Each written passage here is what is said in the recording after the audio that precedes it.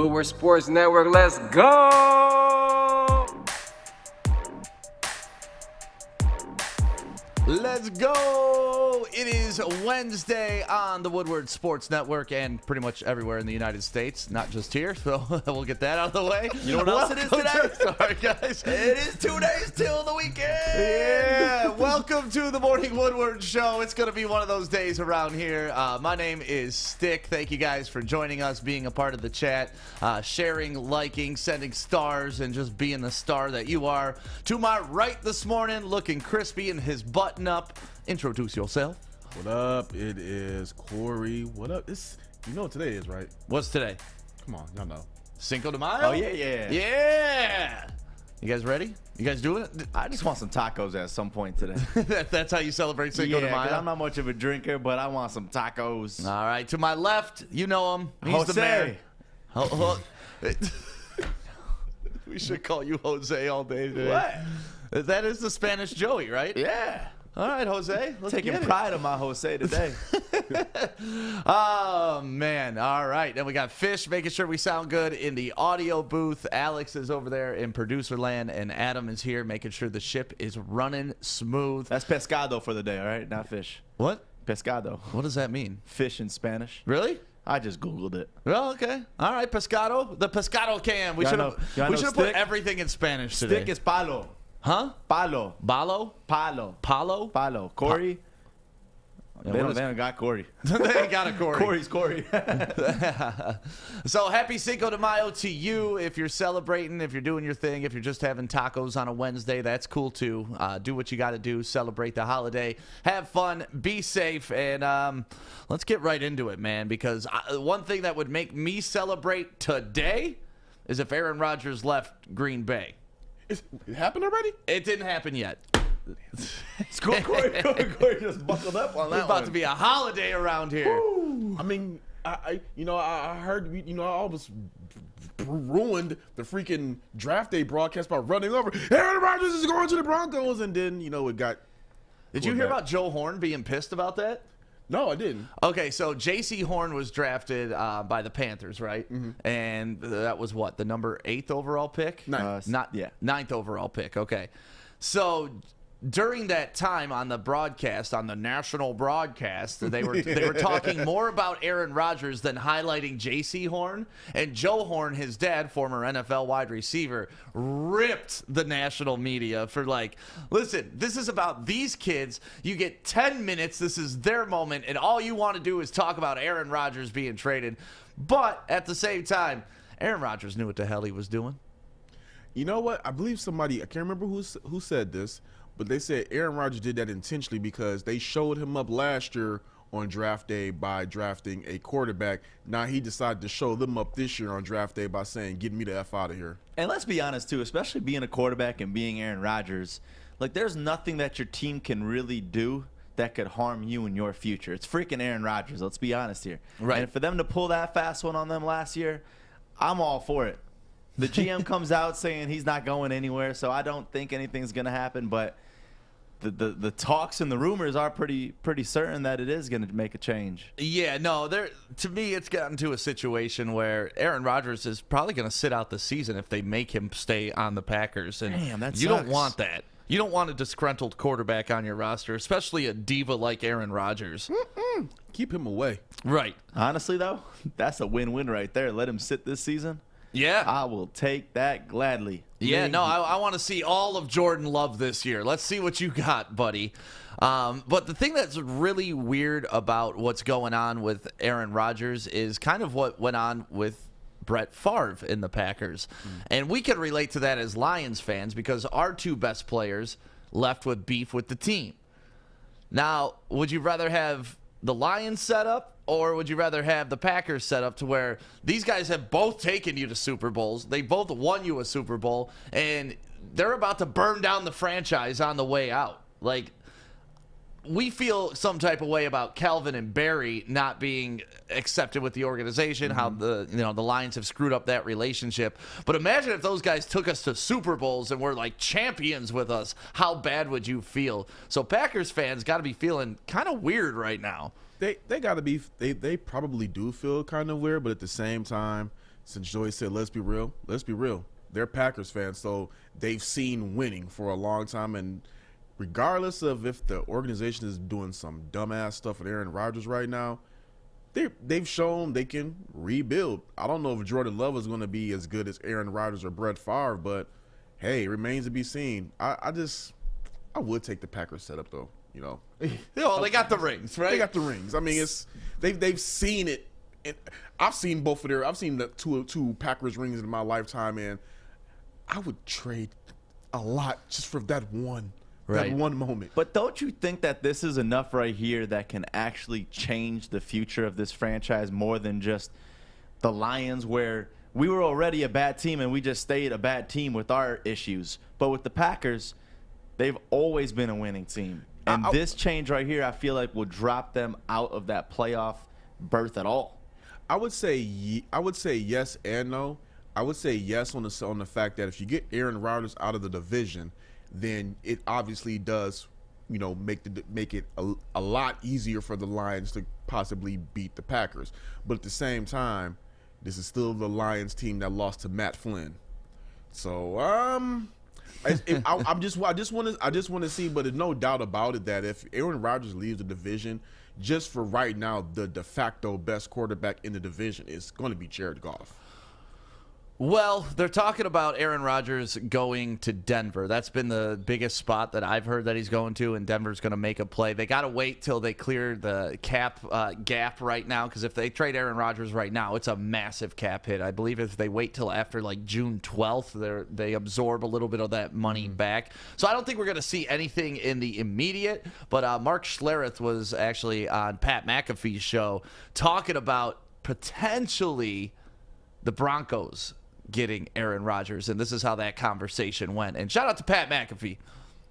You're saying, and other people saying, there's a chance he's going to be a Denver Bronco. How real is this? Is it a real possibility? And with the draft coming and going last night, does that affect anything in this? Yeah, I think you have to understand. I think there's a couple of things that you have to understand. Number one, I'm not a reporter. Like, I'm not a newsbreaker, so to speak, right? Like, that's not my job. I'm not trying to sift out a story or anything. Like, I don't break the news, man. I'm just happy to break wind without crapping my pants. So there we go. That's the stage of life that I'm in right now, right? Get those dude wipes, though. That's right, dude wipes, Yeah. man. That'll take care of that. Bingo, So, long story short, I'm mowing. I'm doing some stuff. It's beautiful in Denver. I get in and take a shower. I'm going to go do the radio in an hour, and I get a text from a very reliable source, not in Denver, outside of Denver. Oh. Somebody who has never steered me wrong, who I believe wholeheartedly exactly what this person tells me, is that this thing is heating up and it's close to a done deal in Denver. Aaron Rodgers. Dang. So I go on the radio and say, hey, man, I'm just getting this information. And, you're mean. I don't know. It still could fall through, obviously, but it's close. So anyhow, it kind of dies down. Some people tamp it down here in Denver. But then, it's not a text message. It's direct message via text from Aaron. And he goes, who's your source? What are you hearing? And I'm like, well, this is what I heard. I go, is it true? You want to come over and get some dinner? I mean, what's going on? And so he didn't pour cold water on it. He just said, I'll let you know as soon as I know. Whoa. Here we go. Right. So the bottom line, though, is through sources, and it's all over the internet. He's saying he's not going to play in Green Bay. So, okay. Man, so Schlereth is getting some inside intel from people that he trusts that are saying, hey, man, the Denver Broncos are going to make a push for him. And, I mean, we've seen it before out of John Elway. He wants to go get that old elite quarterback and try to build a defense around him, try to build a team, and get to a Super Bowl. It worked with Peyton Manning. Do you guys think it would work with Aaron Rodgers in Denver? I don't know. I think that he needs a lot more weapons over there in Denver. I mean, they got Jerry Jeudy. They got KJ Hamler. They just drafted running back to go with them. I mean, they're putting young pieces together. Noah Fant is a decent tight end. Yeah. They have a decent defense. They're competing with the Chiefs, so they got to bring in somebody that can compete with the Chiefs in that division. I think Aaron Rodgers would be a great fit there, and most importantly, I think he'd be a great fit out of the Packers. You know what I was really hoping for? I knew it was not going to happen. But I was really hoping that on draft night, Aaron Rodgers got traded to the 49ers. Yeah. I was just so hoping for that because he would have been out the division. He would have been stopping Matthew Stafford from winning again, and then that would have helped out the chances of those first-round picks. Actually, it's funny that you bring up Aaron Rodgers and the 49ers in draft night, because when Aaron Rodgers got passed by the 49ers on draft night, he had something interesting to say to them. Alex has got that video. Listen to this real quick. How disappointed are you that you will not be a 49er? Not as disappointed as the 49ers will be that they didn't draft me. That's amazing. That's awesome.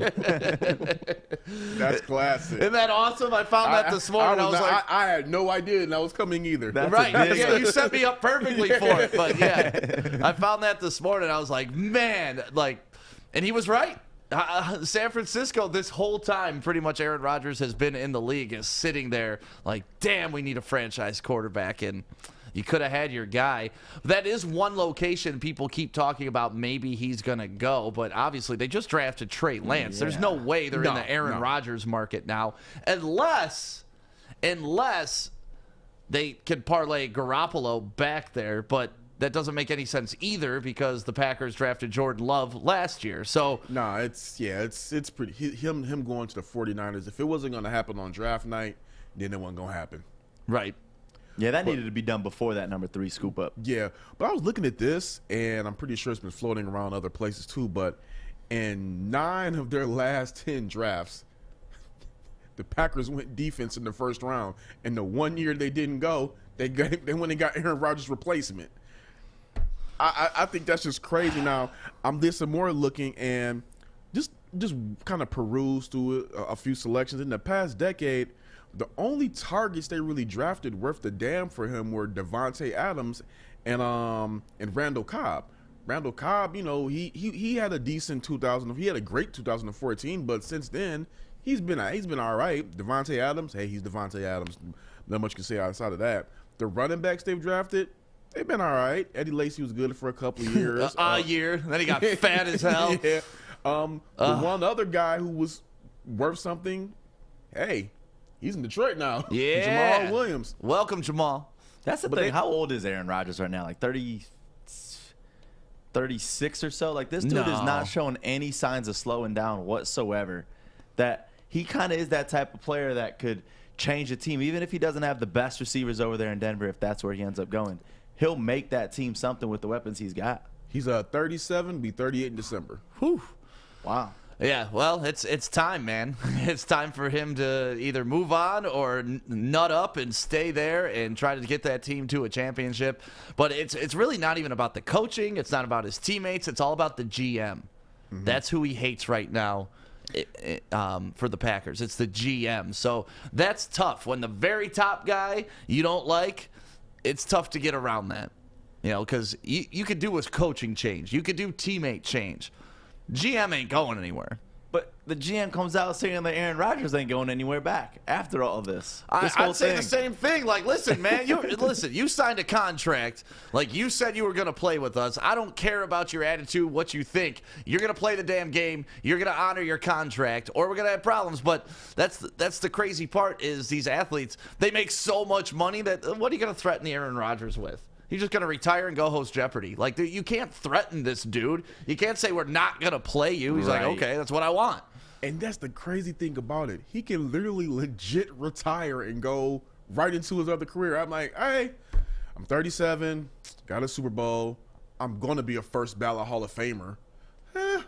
They're effing with me. Why not go ahead and go into my next career and not get my ass hit anymore? Right. It reaches a certain age like that where you just don't give a shit anymore. It's like, oh no, it's a certain bank account level that you don't give a shit anymore. Like, it has nothing to do with age. Age as a professional career. Okay. If you've lasted that long, I mean, you got to be doing all right for yourself in the bank account. Yeah, it's called fuck you money. That's what it's called, because once you get to the point where nobody can tell you shit, like, that's where you want to be in life. It's like, all right. And he's going to get a bag to go host Jeopardy. Right. Hell yeah, he is. So he's really, he's like you said, Stick. He's in a position where it's just like, I don't have to deal with this shit. I can go make money elsewhere. I'm Aaron Rodgers. I can go do Jeopardy. He might be struggling a little bit. He only made $314 million throughout his career thus far. Oh yeah. Maybe he does have to play. Yeah, but they're gonna threaten him. Come on, man. He's gonna do Jeopardy. He's probably gonna end up doing some ESPN quarterback detail. Oh, he's about to be making money hand over fist because people would want to hear. People want it. They like his personality on Jeopardy, but even more than that, they did like his personality.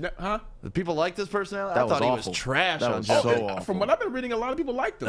Man, just because he's Aaron Rodgers. Yeah. Maybe he loosened up because I only really saw the first episode. You know what? He struggled. He did struggle out the game, but Okay. as toward the end, I will say he got better as he got along. But outside of that, if he wanted to go into the analyst route, people are going to pay to hear Aaron Rodgers talk and break down film and talk quarterback talk. What you got to say, Fishy? Yeah, he got the highest ratings on Jeopardy, so probably 90% of the audience is probably drunk. Yeah, did you watch it? Did you think he did okay? No, I thought he was terrible. I don't want to hear.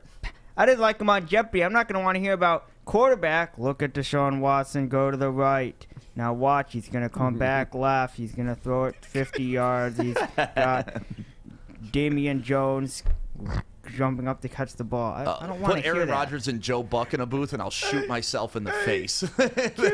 Kenny Burke said he has the personality of a wet sock. That's classic.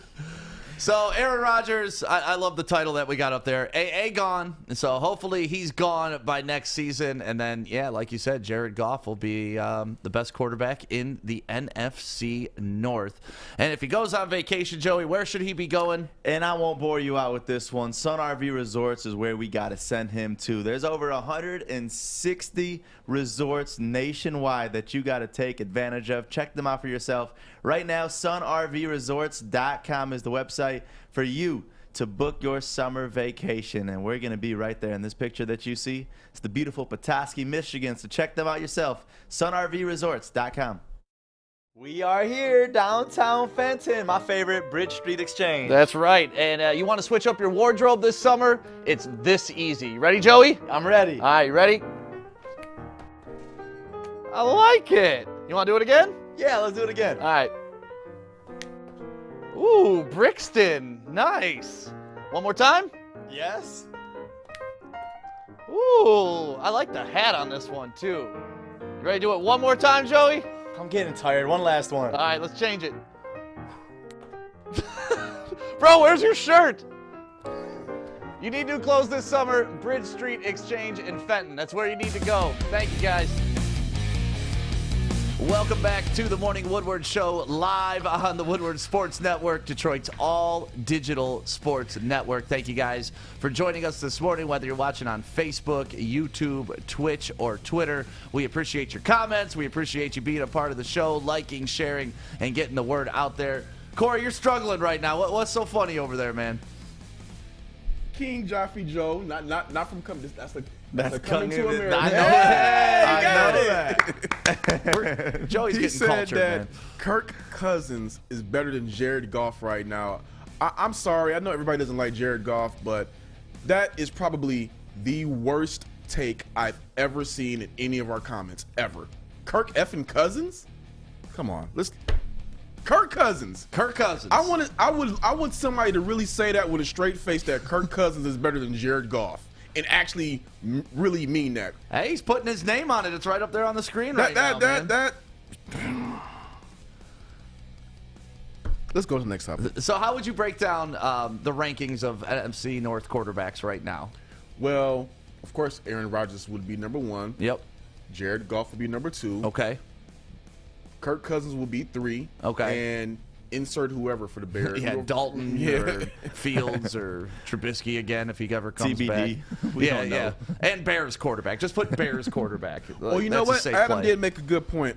Fields, if Fields hasn't played a snap, and I think I would take a chance with him before I let Canelo Dalton out there. Tell Dalton.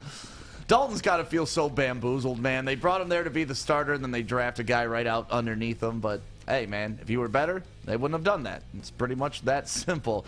Let's get into a quarterback that is better, Tom Brady. And this is probably the most. I want to use the term privileged and elitist, but not in a political way. I'm using it strictly in a football form. Because the quote he came out with, he would give up 2 Super Bowls to have that 19-0 season. Now, the reason I'm saying it's privileged and stuff like that, nobody else has 2 Super Bowls to just hand over for one season. Like, okay, when you're Tom Brady, you're sitting there with 7 rings or whatever. 2 doesn't mean shit to you. You imagine like a Lions quarterback being like, I'd give up 2 Super Bowls. Like, you don't even know what a Super Bowl looks like. So only Tom Brady can make this statement. Besides privilege, that's some asshole shit to say. Like, I got 7, but I trade 2 of them. You still gonna have 5 effing rings. So here's the question: Would you rather have a perfect season, 19-0, which obviously comes with a Super Bowl, or forfeit 2 other Super Bowls? So you're only losing 1. Essentially, yes. And he's won 6 in his career? 7. 7 in his career. 7. I mean, it's still enough rings for one hand either way. Right. So it's kind of a win-win. But I see where he's coming from on this, because having a perfect season, winning the Super Bowl that way, is the most legendary thing in the world right there. And it's true. Like, well, the dude has so many Super Bowls that something like this could be said seriously, not even as a joke. I would definitely want that. I mean, what, Charles Haley has like, what, 5 or 6 rings? I think it's 5. And you get you get all of those rings and the perfect season, a 19-0 running the table. Hey, I ain't gonna front. I'll definitely take that, because even then, there's only so many people will be able to be at the table with him with that many damn rings. Right. So why not? Like, I'll give one of these up. I'll give 2 of these up to have the perfect season and the rest of my rings. Yeah, a lot of people are taking the perfect season, but you know, there are a lot of people with 2 Super Bowls. There aren't a lot of people with 7 Super Bowls. Yeah. So I can imagine Tom Brady with 5. You're right. So right, I can imagine Tom Brady looking at the Super Bowls and being like, man, the one thing I don't have is a perfect season. But that's only when you've amassed so many. Like, that's why it's such a funny conversation, because only Tom Brady can make that comment. You know, if Eli Manning says that, it's like, all right, you only have 2. So it's a little different. Against? Which Super Bowl are you trading in? That's a good question too. Of all the Super Bowls, he definitely isn't trading away the Tampa Bay one, because that's legendary. You take a team in that situation and come back your first season to do that. I know which one he's trading off rip. He's trading that Rams one. Okay, I can see that, because that's not really memorable. It was like, I mean, they won, but that was just an ugly game. So he probably trade that Rams one off rip. I'm thinking he might trade that Eagles one in too, possibly. Yeah, that's what someone mentioned yesterday, that one wasn't really. But yeah, it's so crazy to me. We're like, oh, that Super Bowl wasn't good enough to win. Like, it's like, no, geez, man, we would take any of these as Lions It sounds fans. stupid to even say it, right. But it's just like when you got to really kind of think about, like, all right, which one means more? All right, because I already know he's definitely not trading his first one. Of course. Right. He's definitely not trading his last one with the Buccaneers, and I damn sure know he ain't trading that Falcons one. No, you can't trade the comeback. So I think those 3 are off limits. Everything else is kind of like, you know, you can make an argument for. So you didn't mention Seattle with that horrible Pete Carroll call. I think again, no, that was brilliant Matt Patricia call. Come on, man. Got him a job. Yeah. Fuck the Lions' future right up. God, man. So if that whole play didn't happen, that game didn't happen, and they lost, we would have been in a whole new scenario. We got probably. the offensive coordinator and the defensive coordinator. We look at the Patriots at this level. Don't forget, Bevel called that play that Patricia defended, and Patricia ended up hiring Bevel. So, like, yes, the butterfly effect from that specific play changed Lions culture for at least a couple years. Honestly, we're still in it. This is a few more years in the making. Yeah. But honestly, the butterfly effect from that specific play, because you even heard Matt Patricia reference it in press conferences. The greatest play in Super Bowl history. I made the greatest call in Super Bowl history. It's like, shut the hell up. No, you didn't. Bevel made the dumbest call in Super Bowl history. You were just lucky that your guy undercut the pass. And didn't I could be wrong. I mean, of course, Matt Patricia was the defensive coordinator, but I could have sworn that I heard that they kind of practiced that scenario already with one of the defensive back coaches, and he's the one that went ahead and told Malcolm, go, because they were ready for the pick play. So I mean, yeah, you did. You was there really, Patricia. Yeah, no, and that play definitely changed our lives. If I'm Tom Brady, though, I'm sticking with my Super Bowls. Like the undefeated season's cool, but do we really care about the Dolphins from '72? Like when we're talking, like does that team mean anything to you because they went undefeated? I don't think the Dolphins means anything to me, but to be able to say I have, give up two of those rings, and I still have like about five or six rings, 6 rings, and an undefeated season. That's a hell of a thing to have on your resume. Like I ran the first of look. Let's say he's running the table. I'm the first one to run the table in the 19-0 season. Yeah. Yeah, I can see your point, and when you word it like that, listen, I still got my 5 to 6 Super Bowls plus an undefeated. Like, that's another feather in the cap that nobody else has, but I don't know. I have a rough time looking at 7 Super Bowls and being like, it's not quite good enough. I want a little bit extra. I need a little bit more to prove that I did my job. So I don't think that's really the way this question was to be taken. It's more so, what would you do? And there's nobody else that you could ask besides Tom Brady that could just trade in rings. Well, Eli Manning said he wouldn't. He tweeted out, nope, and that was just it. Like, that's all he said was, nope. Man, there it is. Up, never. My bad. He never. Just said never. Tom Brady Slayer. I mean, I love how we have that whole box for text, and the quote is just, never.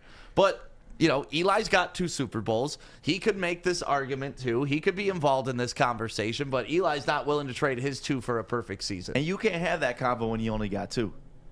This is a combo for the 4 or 5 Super Bowl rings and up only. So Terry Bradshaw and Tom Brady are sitting around having this conversation. Eli and Peyton are on the outside just listening. They can't be involved. Yeah, I mean, it's all. These are all great quarterbacks. I don't think Peyton can get involved, but I think Eli, and I don't think really Peyton Eli got too.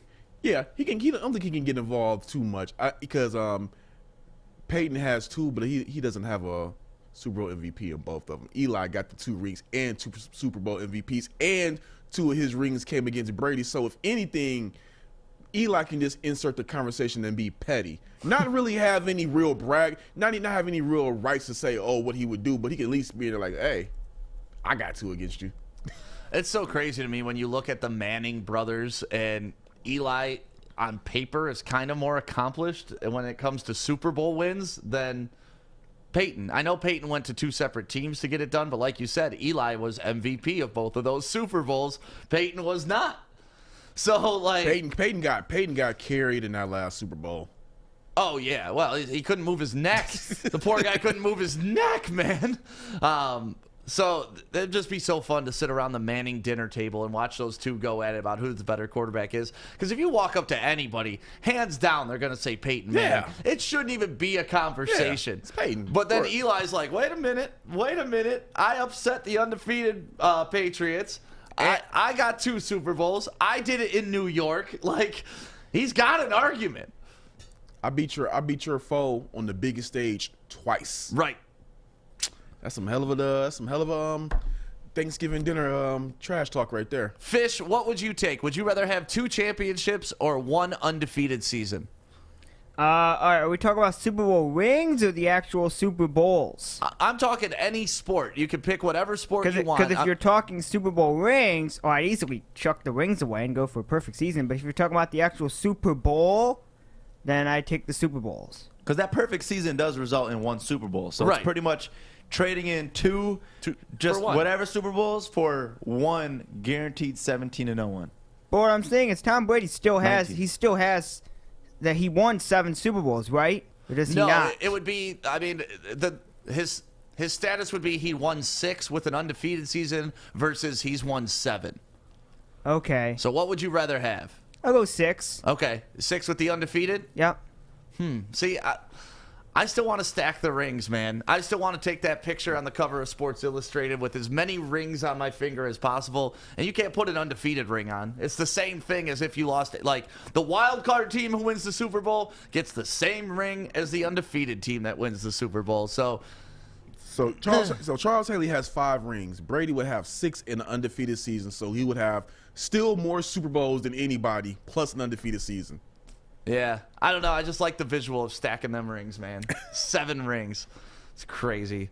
So, Tom Brady, I'm glad that you are so spoiled and you've accomplished so much that we can actually bring up a conversation of whether you would trade 2 Super Bowls. I just want a playoff win. A playoff win, and I'll be happy. You're asking for too much there. I would trade anything for a playoff win for the Detroit Lions, and hopefully we get there under the Dan Campbell regime, right? We will. Just think about having these conversations with Tom Brady fans. Like, we can't compete with anything. You know what else you can't compete with, Joey? 8 Mile vodka, baby. Oh, I had the bottle backwards. Damn it. It's okay. It looks good from the back too. Yeah, she Bottle got an ass on she it. does. Bottle got an ass on it. Born in Detroit, baby. Little shake on her too. No, for real. We talk a lot about these guys being from Detroit, but what's really good about this is it's an amazing vodka. It's smooth. I take shots of it every Friday after I get slapped. We call it a slap shot, which I'm really hoping picks up at tailgates because I want to be walking around Eastern Market and seeing people slap each other and take a shot of 8 Mile vodka. It's the Detroit thing to do. So make sure you pick it up. It's available in any Myers store or ask for it at your bar. And if they don't have it, make sure you let us know and we'll get it to you. 8 Mile vodka, born in Detroit, baby.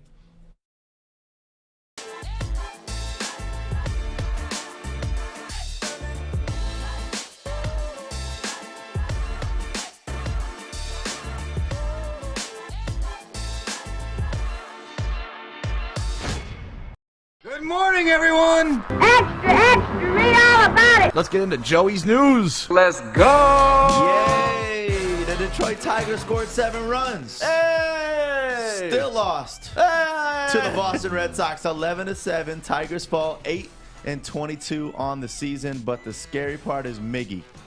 Miggy batting 105 on a 0-for-23 hitting stretch currently. You said 8-22 that they are right now? 8-22 is our record. Remember when we were 6-6? 6-6. And we've gone, what, 2-16 since then? Yes. Ouch! Like, it's crazy because I remember this start. We all knew, we all thought and believed that the season was going to be bad. But then we're 6-6, and we're like, all right, this ain't that bad. We were once a little bit above 500. Remember Akil Badu? That was fun. Actually, I don't remember. Please tell me more. That was a fun stretch. And last night, man, it's top of the 8th. Bases are loaded. Miguel Cabrera's at the plate. The Tigers are down by 3.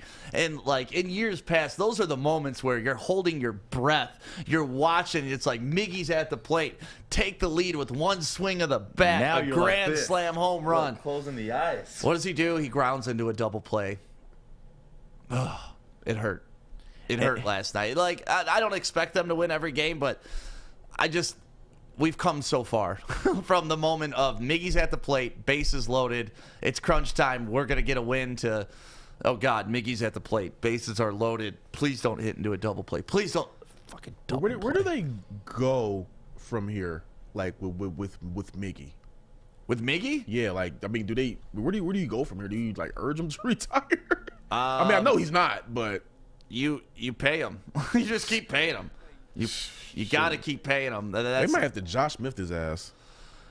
Dude, they owe him so much money, man. It's crazy. And it's Hey, I know it sounds stupid, but I mean, he ain't doing nothing out there. What do you do with a Miggy? Like, it's one of the best Tigers we've ever had. Like, what do you do? He's one of the greatest baseball players to ever touch a diamond. Screw the Tigers. Like, he is all-time great, and I will never speak ill about being a Triple Crown winner and about how great of a hitter. Like, at one point, he was the greatest hitter in baseball, and he could be considered one of the greatest of all time, period. So, like, I tip my cap to what he brought to us from 2008, but the last couple years have just been a nightmare, That's the thing. As long as you're still on that baseball diamond and out there on the field, you got to be producing. So, yes, all that in the past was good, but when you're freaking batting 105 Yeah, he's like what? He's in like a 0 of 26 slump right now. 23. 23. 0 of 23 right now. Oh, You know what the Tigers need? They need a Jim Leland moment from 06 when he went and ripped the team, and then they went ahead and just went on that tear that took them to the World Series. No, I'm not saying this team is going to go on a World Series run. I'm just saying they need A.J. Hinch to pull a Jim Leland because he ripped their ass after that one game in April 06, and then they went on the tear. that is one thing I'm finding comfort in with how shitty this team is. In 03, we lost 119 games, like historically bad baseball. By 06, we were in the World Series. Yeah. So it can happen in a short period of time, but when I look back at the 03 roster, they had like Nate Robinson and stuff like that ended up playing during the World Series, and they had pieces, Craig Monroe, that helped us get there and stuff like that. This team I look at, and I don't see anybody that's going to carry over in 3 years. Like, our farm team's supposed to be what's carrying us. You know, our #1 draft pick last year, Spencer Torkelson, is still down playing for the Whitecaps. He hasn't moved up this season. Like, I expected a lot more out of these high draft picks. What's up, Fish? Tigers have lost 16 of 18. 16 of 18. On fire. So, yeah, you know, listen, it's been part of the rebuild. The Pistons are in a little different, or Pistons. The Tigers are in a little different spot than the Pistons, the Lions, and the Red Wings. We understand that everybody's in a rebuild, but the Tigers have been in a rebuild for 5 years, and this is where they're at. The Pistons pretty much just started their rebuild this year. Red Wings started maybe like 2 years ago. Lions, we've been rebuilding since 1957, so that's something we're all used to. But they're really starting their Dan Campbell rebuild right now. But I will say this. You can buy into Troy Weaver's rebuild. You can buy into the Brad Holmes rebuild. I don't know about this Alavilla one. Yeah. This one needs to go. Even the Irishman rebuild, you can kind of get your teeth into that. I mean, it's the captain. But I don't know. Alavilla, might be time to get him out of here. Well, we're going to find out. You know, Sean Baligian is not a fan. Really? Yeah, dude. No way. Yeah, you've seen our content thread. No way. But he's a nice guy. He's a good guy. And it's like, all right, that's fine. You know, it goes back to my statement about the Lions. I want people that have shanked somebody. I want bad men. I mean, I think you got your wish with Levi. Hell yeah. Hell yeah. I'm so excited, man. I'm so excited for the attitude the Lions are bringing right now. So Sekou and Hamidou both have been fasting for Ramadan. Yes. And this is crazy because they say that they felt fatigue, but both of them had a career night, with Diallo with 35 points. That's his career high.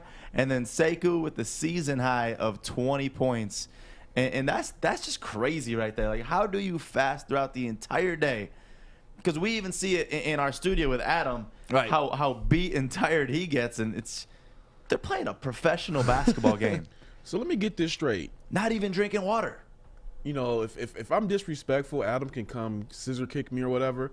But let me get this straight. The key to getting Sekou to play well was to fast. I'm like, what the fuck? Hey, whatever works. Do not feed Sekou. He's like a mogwai. You can't feed him until the sun's down. Can I get some water? No. No. Get on the court and shoot the damn ball. Hey, whatever it takes, man. He's got potential, and that's what's been the most frustrating thing about Sekou this year is we all expected him to take that leap and bound this year, and it's just been anything but. And the thing is, we've seen growth out of everybody else who has touched the floors, saying like, okay, they give this guy a little bit more burn, maybe he'll start to turn the corner. We've seen that with everybody but Sekou, and it's unfortunate. Like, that's the one player that I thought would have had the breakout season. Not all these other guys, but it's all proven us to be wrong, and it's back-to-back nights of the lights going out at professional games. And this time, during the Warriors-Pelicans game, Steph Curry wanted this shot to count. Watch this. Steph himself. Mulder got the rebound, didn't give up on it. Here comes Steph. He still scattered shoots the ball. Situations. He shot the lights out. The Pelicans trying to turn. That's a different way to defend Curry right there. Is turn the power off when the Warriors have the ball. It's the only way you get to stop Steph. No, real talk. I hope they had an infrared camera. I want to see if he really made it. Yeah, I want to see if that think it went in. I think it went in. That's why, because he was arguing, saying he wanted the shot to count. Can you play that one more time, Alex, to see if we can can't see it in the dissect that video? Because hold on. Yeah. By the Okay, way, so Steph lights has. go out. He shot the lights out. The Pelicans. I mean, The the way ball the didn't ball- go that far. Exactly. It's not like it clanked off the rim. Right. If it clanked off the rim, the ball would have been way further, way Man, sides. all right, look. Why did this it- time out, it- the shot with the lights out? If he really shot the effing lights out, I'm sorry, hands down, give him the MVP because that's some new shit. Dude, I want that never seen NFT. that. Like that's the NFT I want. Yeah. Is literally him shooting the lights out. See, but we don't know if it went in or not, so I don't know if it's going to be worth a lot. The players are like, hey. Yeah, Draymond made it seem like it went in. Was he holding up the three like it went in? That's what I take it as. He was Come on. arguing. He's not going to argue to the I'm referees just about the saying, lights going out. Just for that, I know infrared camera sounds real stupid, but I'm just saying for something like that, I wish it was right there to see if it really went in. Because if that went in, that's ridiculous. How amazing is Steph Curry, by the way? He is actually very amazing. If you follow at Kory E. Woods on social, you saw this post that he had. Steph becomes the fastest player to reach 300 three-pointers in one season. It only took him 58 games. And he has accomplished this 5 times in NBA history. This has been done. This has been done 5 times in NBA history. 4 of those times was him, and the other time was James Harden in 2018. That's it. That's all she wrote. First to do that with the lights off, though. 300 three-pointers in one season. It's only been done 5 times, and he has 4 of them. Yeah, and he did it in 50 games this year. Literally. Like, Steph Curry, man. You know what? I have friends that do not like him because they're LeBron James fans. That explains it. That's everything I need to know about their character. Yep. So I'm just like, they're like, it's not the fact that they don't like him. That's one thing. You don't like him, okay, cool. He stopped your best player from winning, your favorite player from winning. But they argue that he's not the greatest shooter that's ever lived. And I'm like, at this point, if you argue that Steph Curry is not the greatest shooter that's ever lived, you're an idiot. Who's their argument? They try to say, well, Ray Allen or Muhammad Abdul-Rauf, and I'm like, no, he's about to smoke Ray Allen's three-point record in amazing time, and that's with him being injured. And don't get me wrong, Ray Allen definitely one of the greatest three-point shooters in NBA history. Yeah. But sure. it's different when you look at the way Steph Curry creates these shots versus a Ray Allen. Ray Allen was off the roll or whatever. Steph Curry pulls the freaking ball up from half court with someone right in his face, just next level the way he creates these shots. I mean, the simplest way to have that argument is be like, okay, who changed the way the entire NBA plays? Was it Ray Allen? No, he was in the league for a long time with Reggie Miller and a bunch of guys that could shoot threes. Did he change the offensive scheme? Did he, like, literally inspire kids to pull up at half court? Not always the best thing that he did, but it's still happening. I mean, to me, that's such a dumb argument because of the butterfly effect that Steph Curry has had on the game. Steph Curry has the greenest light in NBA history. If you're a coach and you have a normal any other player taking those shots, you put his ass on the bench. Steph, even if he takes it and misses, it's Steph because anytime he throws it up, you really expect it to go in. You're more shocked when it doesn't. Yeah, it's funny to hear Steve Kerr talk about like Steph Curry hitting 10 3-pointers in a game. He's like, yeah, it's routine. Like he literally called it routine. It is at this point. The man, didn't he hit like 100? He hit 105 corner threes in a row. That video is still crazy. That video is funny. We played it for like 5 minutes behind us while we did a show. Normally a video like that would come out and I'm going to say, nah, I don't believe it. Right. I'm going to argue it. But with Steph Curry, I believe it. I'm not even impressed. He's an alien. He's an alien. and to do that and then throughout his career shooting 43% from three-pointers. I mean, the dude just can't get any better. He's no Sadiq Bey, but we'll get there. Yeah. And the newest Mr. Steal Your Girl. It's not Trey Songz. This is Kevin Durant. Look at him hollering at this fan at the end of the game last night when he's down by 8, just hollering at this girl. Durant talking to that fan. What you gonna do if Katie's just hollering at your girl right there? Yeah, homeboy in plaid has no chance. No chance. No chance. Can you play that one more Catching the time? smoke. Actually, just pause it so we could dissect this video real He's quick. smiling too, like, hey, you want to smash my girl? Go ahead. You know, those guys out there like that. Like, There is. Yeah, pause it real quick. Okay, so yeah. Yeah, dude in plaid shirt is not going to win this battle. And she is laughing. And if you could get a girl to laugh, that's half the... Like, that's how I've done... Oh, yeah. That's He's been in. my game. If he wanted Right. her, he's in. Dude, how frumpy does that dude look trying to... Oh, man. That's- What would you do, Joey, if your fiance was sitting there laughing at a professional athlete and you're sitting there courtside? You're the man. You got your girl courtside only to get her pulled by the athlete. It just depends who it is. If it's like Draymond Green, who I think's the ugliest NBA player, I'll be Shrek-looking offended. motherfucker. I'll be offended. But if it's somebody like a KD or something, go ahead. So you you're know? saying KD's attractive? KD's attractive. Nah. All I can say is Draymond is the ugliest dude. That's all I can say. Kory, you're sitting courtside with your girl. How you feeling if somebody's hollering at your girl? I'd be mad as hell, but at the same time, I'd be like, shit. All right. You got to realize the girls that get these guys' attention, they could get any girl that they want. So if they're looking at your girl, that is an honor. You know what? I would get mad at myself if my woman left and hopped on the athlete, because I'd be like, damn, I got to jump off. It's not so much that an athlete's hollering at my girl. Yes, I'll take that. It's when she's laughing that hard. That's when you know it's fucking over. Like, that's the part. Like, it's not the athlete hollering at my girl. Yeah. You're right. That's a compliment. These guys can get any girl they want, and they're looking at mine. Thank you. That's a compliment. But if she's laughing and participating, I'm going to look at her like, what Ain't you that doing? funny? What you doing? Hey, You better find your own ride home. Easy. Yeah. You do the calm down. That's it. You don't even say anything. You just Frumpy dude is probably rich as fuck. It's true, man. You ain't sitting courtside if you're broke. Take my hat off and show him my hair while posing his bald spot. Yeah, you go troll Kevin Durant on Twitter afterwards because you know he's looking. Like, you can't have my girl. But yeah, no, her response is what would piss me off. Not that an athlete's hitting on her. honestly, homie sitting courtside, we just got to help him out and send him to Bridge Street Exchange to help him with his dress code, because dude was not looking sweet out there. Dress code, dress right at Bridge Street Exchange in downtown Fenton. I'm telling you, I talk about this place every single morning. I tell my friends off the air just because I love these guys so much. Kevin, the entire team there, they helped me with my getup, and now they're going to help you. 15% off your entire order. Go shop online right now at bridgestreetexchange.com, and you'll thank me later. Hi, I'm David Hall from Hall Financial. And at Hall Financial, we treat our clients like family. And our number one priority is giving each of our clients 5-star service.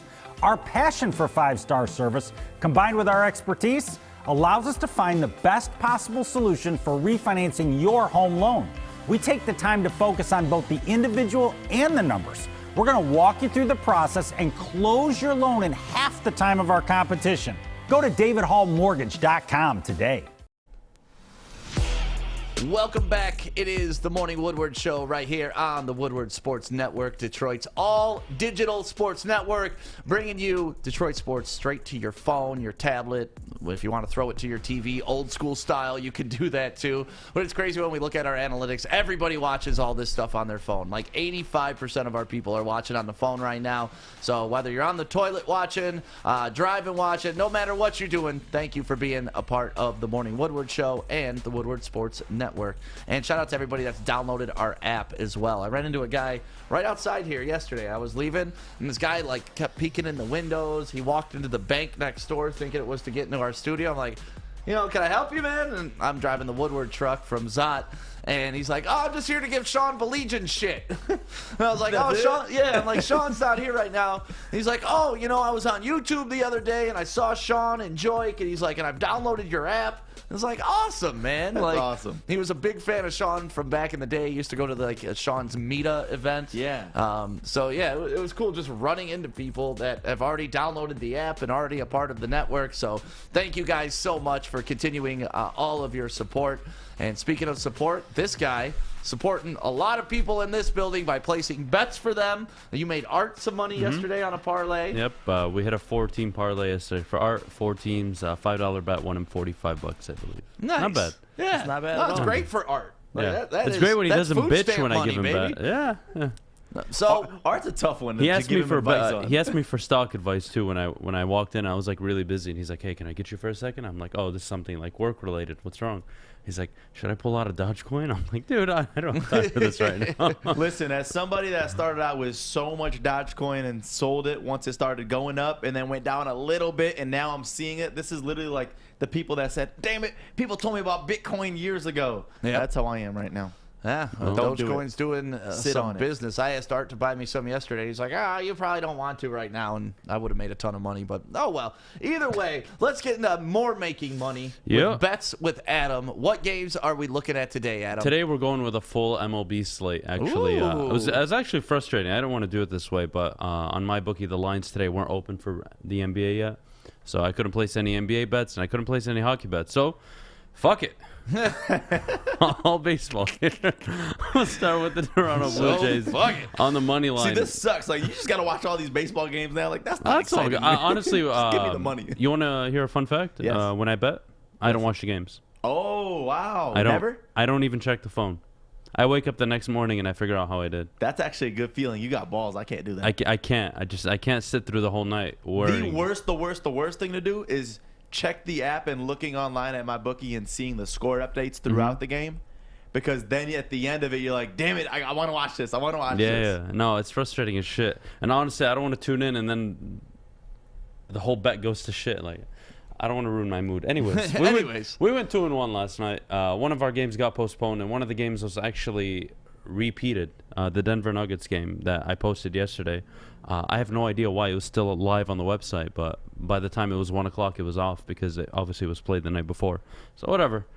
Fucking annoying. Anyways, we'll go with the Toronto Blue Jays on the money line. I get them at an underdog price, and they have had some really hot bats lately. Vlad Guerrero Jr., Bichette.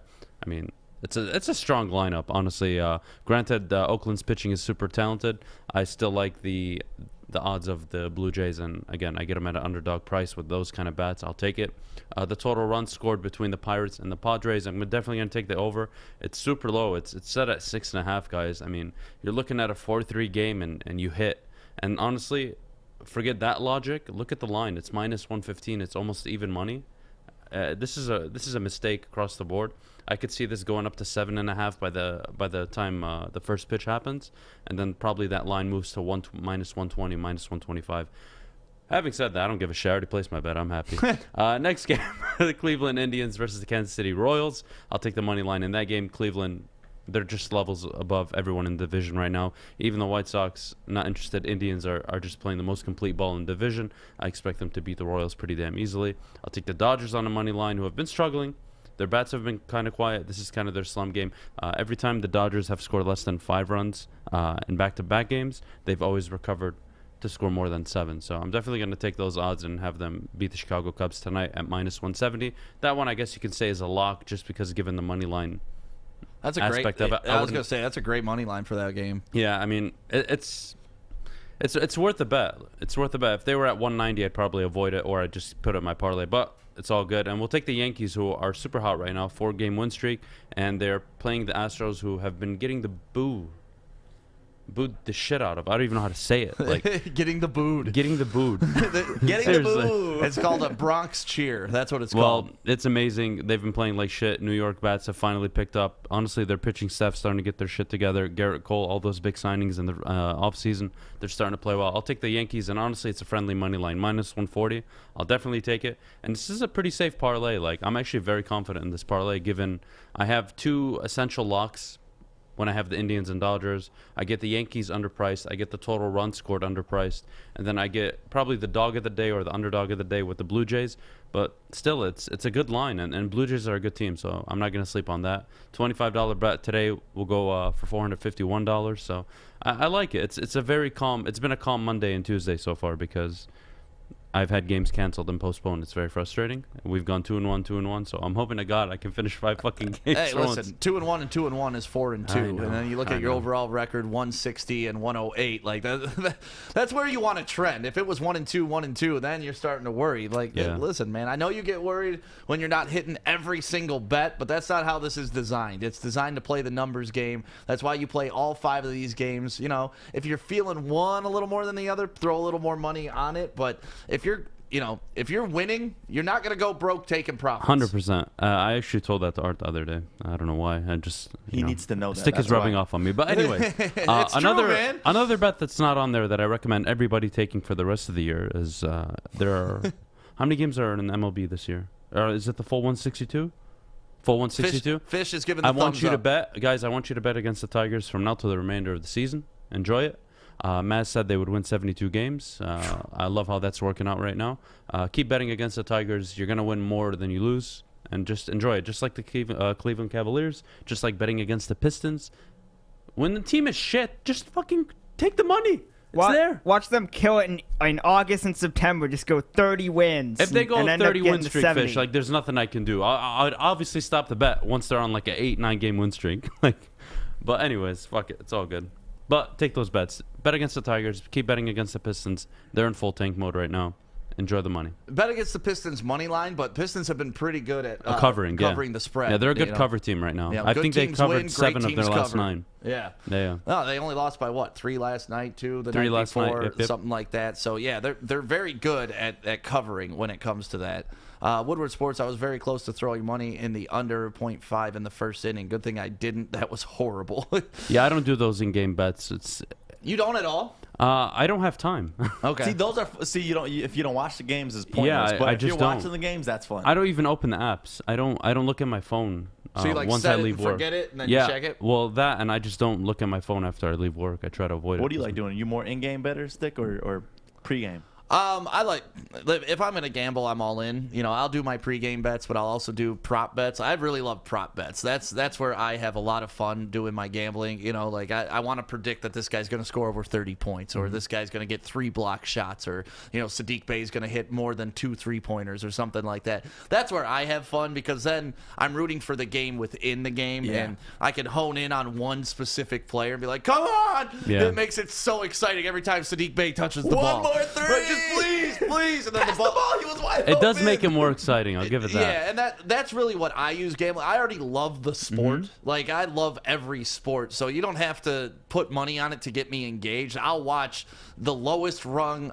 football game you can ever imagine and enjoy the shit out of it just because I love football. But if I know, okay, the quarterback from Navy, I need him to get 35 rushing yards and he normally, he normally doesn't. Now all of a sudden I'm watching every single I did play. that for the UCLA Michigan State game, the play-in for the tournament. I obviously I bet on UCLA and I actually watched a good majority of that game. Yeah, it's fun. Yeah. I mean, the in-game betting is what's fun. Prop betting is what's fun. And honestly, what I use my bookie for a lot is that online casino. You like that blackjack table? I do, and I could do it in my underwear on my couch. I don't have to go all the way downtown and do it in my underwear and get kicked out. Or if you're Kory, you spend a lot of time on the toilet after eating the hot chip.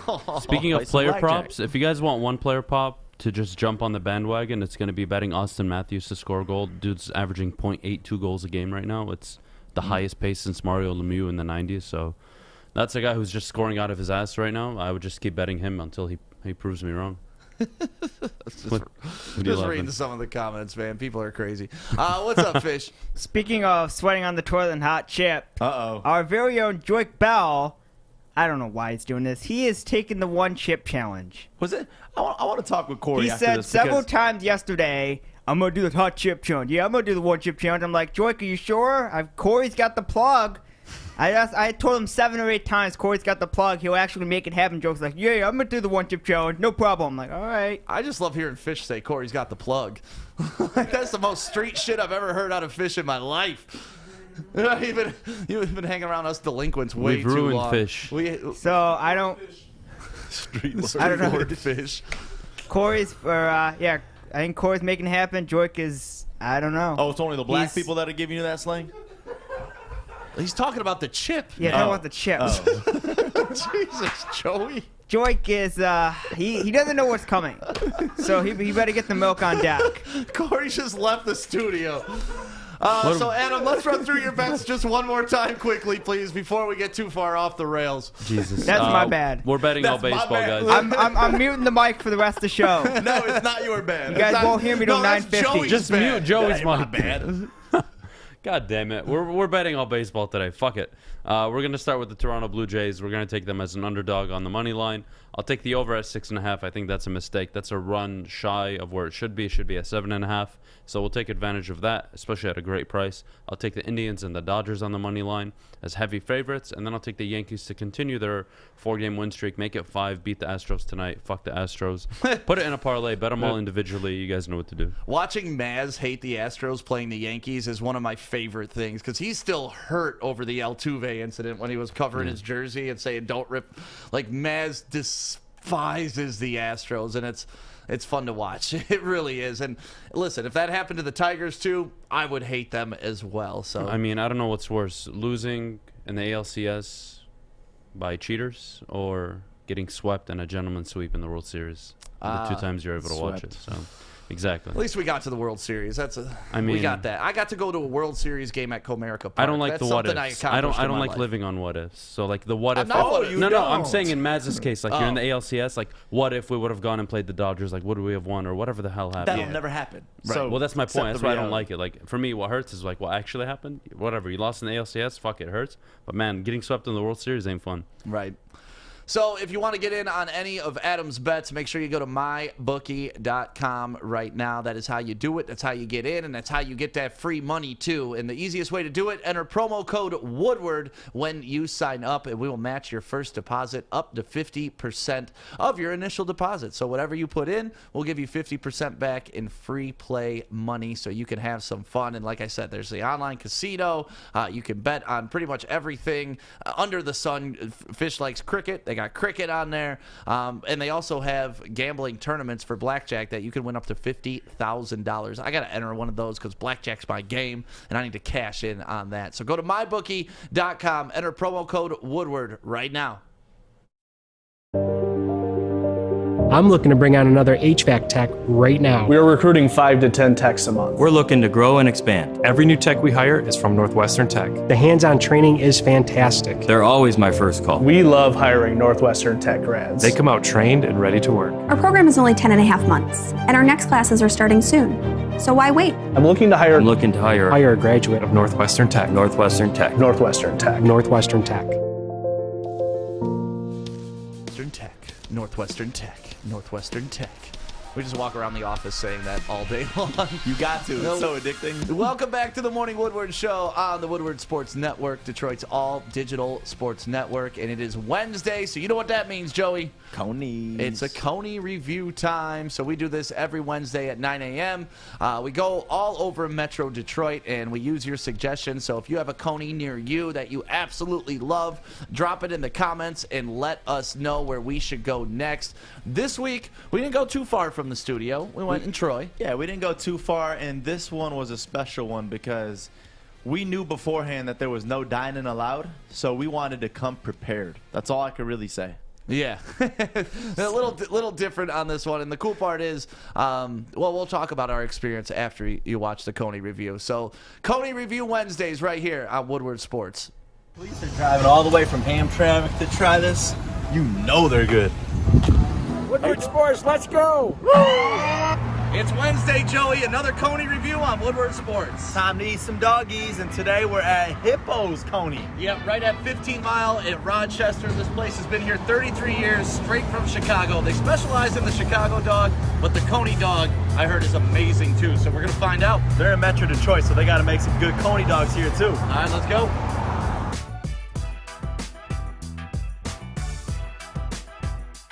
Woodward Sports, let's go!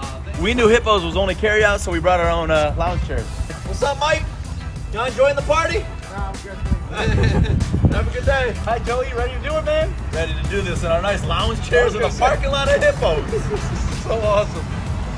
All right, right off the bat, I'm noticing something different. The poppy seed bun.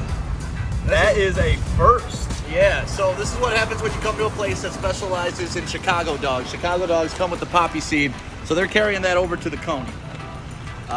Onions look awesome. The chili looks freaking next level. It's chunky chili. I like that. Don't get our lounge chairs dirty. Yeah. There. Wiener touch, Joey. Here we go. As always, well, we just started last week. This is going to be on a scale of 1 to 100, and then we're going to give it a letter grade, right?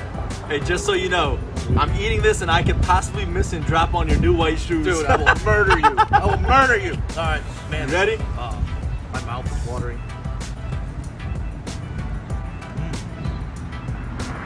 Wow!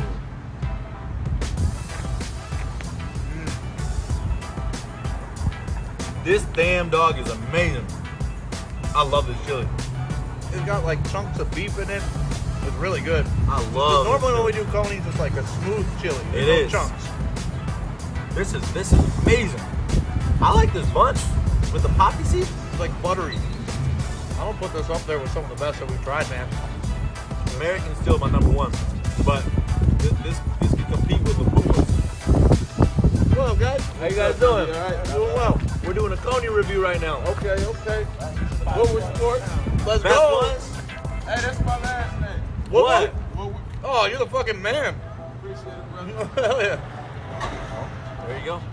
I will say this though, not very much wiener snap. Yeah, the snap isn't there. The dog could have been cooked a little bit better, but beyond that, I have nothing bad to say about the chili. The onions are my favorite. Yeah. I really like these onions. So what grade are you giving it, man? 1 to 100. You know, American was the perfect score. That was 100. So where are you going with this? I'm gonna go lower A on this one. I'm gonna give it an A minus. Like a 93? At about a 92. 92. 92. I'm with you. It's in the 90s. I'm gonna go 90, 91, right there. What's your favorites about this one? This one, like honestly, what could you do to make this dog a little bit better? The snap. That's really the only thing holding it back, to be honest with you. Yeah. And I would like it a little spicier. Yeah. The chili? Yeah. Other than that, perfect dog. Perfect. Amazing. This bun is by far the best bun I've ever had. Maybe that should be a new thing. Poppy seed buns on Detroit Coney. Better yet, never mind. That's a Chicago thing. Fuck Chicago. New things should be chili on brand new white shoes. So 91 for me, 93? 92. 92 for Joey. We're both giving it an A minus, B plus essentially. You can't go wrong. They got great hot dogs There here. ain't no B plus. All right, A minus, A minus. Oh, Hippos, 15 Mile and Rochester Road. Come check them out, man. Where should we go next? You let us know. Oh, yeah. Oh, yeah, we forgot about that part. Yeah. So, yeah, that was a great experience. I love Hippos, man. We love Hippos. Shout out to Lou, the owner of Hippos. You got to check them out because this is a spot that, after a few back-to-back weeks that were not that great, Right. this is what we needed. Because for a second, I started to lose all the glamour of Detroit-style conies. But now it is back. Thank you to Hippos. And the cool part is we walk in and they're like, "You're Joey, aren't you?" Like they were fans of Joey before we even walked in. So made it with extra love. Yeah, and it always makes it like Kirby's booted our ass last week because they didn't give a shit that you were Joey. These people were very nice to us. They gave us hot dogs. The Fenton one was the worst one. The Fenton one. Well, the Fenton one, I think the guy thought we were trying to scam conies out of him because they're like, "You're gonna pay for these, right?" And I was like, "Yeah, of course we're not." We go around scamming $2 Coney Islands. Right. I mean, that's a good scam. Hey, I do Coney reviews. Give me free Conies. But no, they were great there at Hippos. So let us know where we should go next. Drop it in the comments right now. Please, if you got a Coney near you. Because we're like 15, 16 deep at this point. That's so, episode 15. Yeah, so we're running all over the city to get these done. And we need to know where to go next. What's going on, Fish? So you guys went to a Chicago hot dog place. Have you had Chicago-style pizza? Oh, yeah. Oh, yeah. I lived in Chicago for like a year or so when I worked for 103.5 Kiss FM.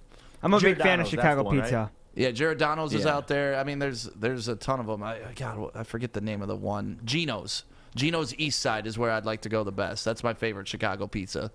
But yeah, no, I love Chicago food. I gained a lot of weight because Al's Beef is out there. You got Chicago's Dog. You got Gino's East Side. Portillo's, now that we have one here in Sterling Heights, too.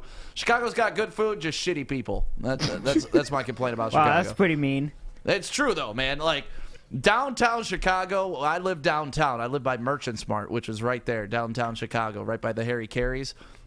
And I'm telling you, man, like, Chicago thinks they're still like 1940s gangster Chicago when they're really like 2020 soft-ass Chicago, and they all still think they're tough and blue-collar, and it's not a blue-collar city anymore, especially downtown. It's very hoity-toity and just soft-ass dudes that like to run their mouth, and then they run into a guy from Detroit that punches them in the face, and next thing you know, bars are getting closed, cops are getting called. I've had some fun experiences. I was going to ask that. I assume you got into the bar fights down there. Yeah, shut down the leg room at midnight, and they were supposed to be open till about 5 a.m. Threw a kid through a glass table because I got jumped by 5 guys. Were you at the Bills game?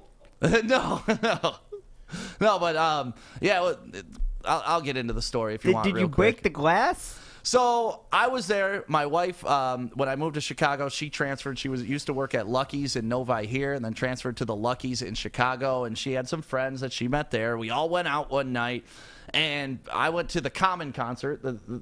You've heard about my experience at the Common concert, but afterwards I met up with Tiffany and her friends at the leg room, and all of a sudden, one of her friends, who happens to be gay, is like standing there, and this guy comes up to him and starts like bullying him. Is like, I saw you looking at my girl, and like we're all laughing because he doesn't know this guy's gay. Like, if he's looking at your girl, he's admiring her shoes, or he thinks she's pretty or something. He's not trying to steal your girl, right? And so after the guy leaves, gets all puffy chested and stuff, I go up to the friend, and I was like, hey, what was that about? And I just go like this. Well, homeboy saw me gesture, and he came back over, and I literally said to him, listen, I am not this guy here. I will fuck you up. Bill's Mafia. And next thing I know, his friend punches me in the face from the side. Oof. And I'm fighting 6 dudes. And I'm getting kicked. I'm getting punched. I'm getting thrown. And all I'm doing right now is covering up, right? Yep. So all I see is shoes and legs. And I'm like, all right, I'm just going to go old school football, Bill's stick Mafia. lock lift. And I just start grabbing legs, pulling them out from underneath people. I pick one guy up. I throw him through a table, glass table, cuts his whole fucking forehead. They call the cops. They shut down the whole bar. And they let me go because I didn't start the fight. It was all on tape, but like, if you could escape that, you deserve to leave. Oh, I don't care if you started it or not.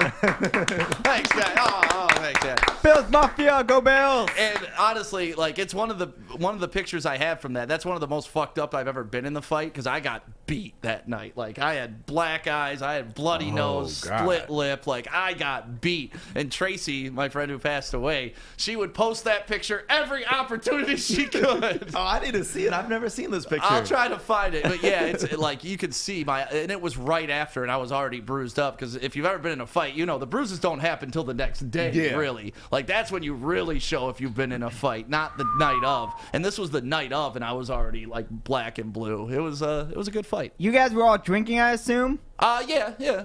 Okay, so that probably had something to do with it. No, what had something to do with it is this guy wanted to be tough, and he thought he could yell at that guy, so he thought he could yell at me, and I'm a different animal when it comes to that thing. Like, but it helps that he was drinking. If he was sober, he probably would have toned it down slightly. I would hope so. Well, and I hope he's toned it down since then, because I hope I taught all 6 of those guys a nice little valuable lesson. Did you know any of them? No. Yeah, they were his boys. Well, they say you should try to talk to them. No, and then we went out to a different bar right after that. So, okay. You know, that's one of my experiences in Chicago, and it seems like anytime I move somewhere, I get in a bar fight. Story time with Stick, presented by 8 Mile Vodka. Detroit is just different, man. Like, the way we respect each other here and the way we like address each other here is just completely different than it is like on the west side of the state, in other cities. Like, there's things that you can do all over the country, but you say that here in Detroit, instant beef. It's over. And like, when I carry that to other cities, it's like, listen, you may have gotten away with that here in Grand Rapids, but I'm not from Grand Rapids. Like, you can't talk that way to me. And especially in big cities, everybody in these big cities these days are just so soft that they think they could get by with things like that. But It ain't like that. Yeah, sorry to divulge a little bit into story time. Oh there, no! I mean, I got a story still to tell. So, Kory got a story too. Well, I mean, remember we was talking about the whole Kevin Durant, Mr. Steal Your Girl. Steal Your Girl. Well, I actually Mr. Stole My Girl. He actually had a situation with Mr. Steal Your Girl himself, Trey Songz. So good friend of mine, LaRon Harris. He's done a lot of work in the city when he used to be one of the reps for Atlantic in Detroit, and they had a Trey Songz listening party at Collective Studios in Oak Park. I took my ex-girlfriend with me. Just it was cool. We were still friends, and we went to the event. Trey Songz was there. He did his whole album listening session for I believe it was the Chapter 5 album.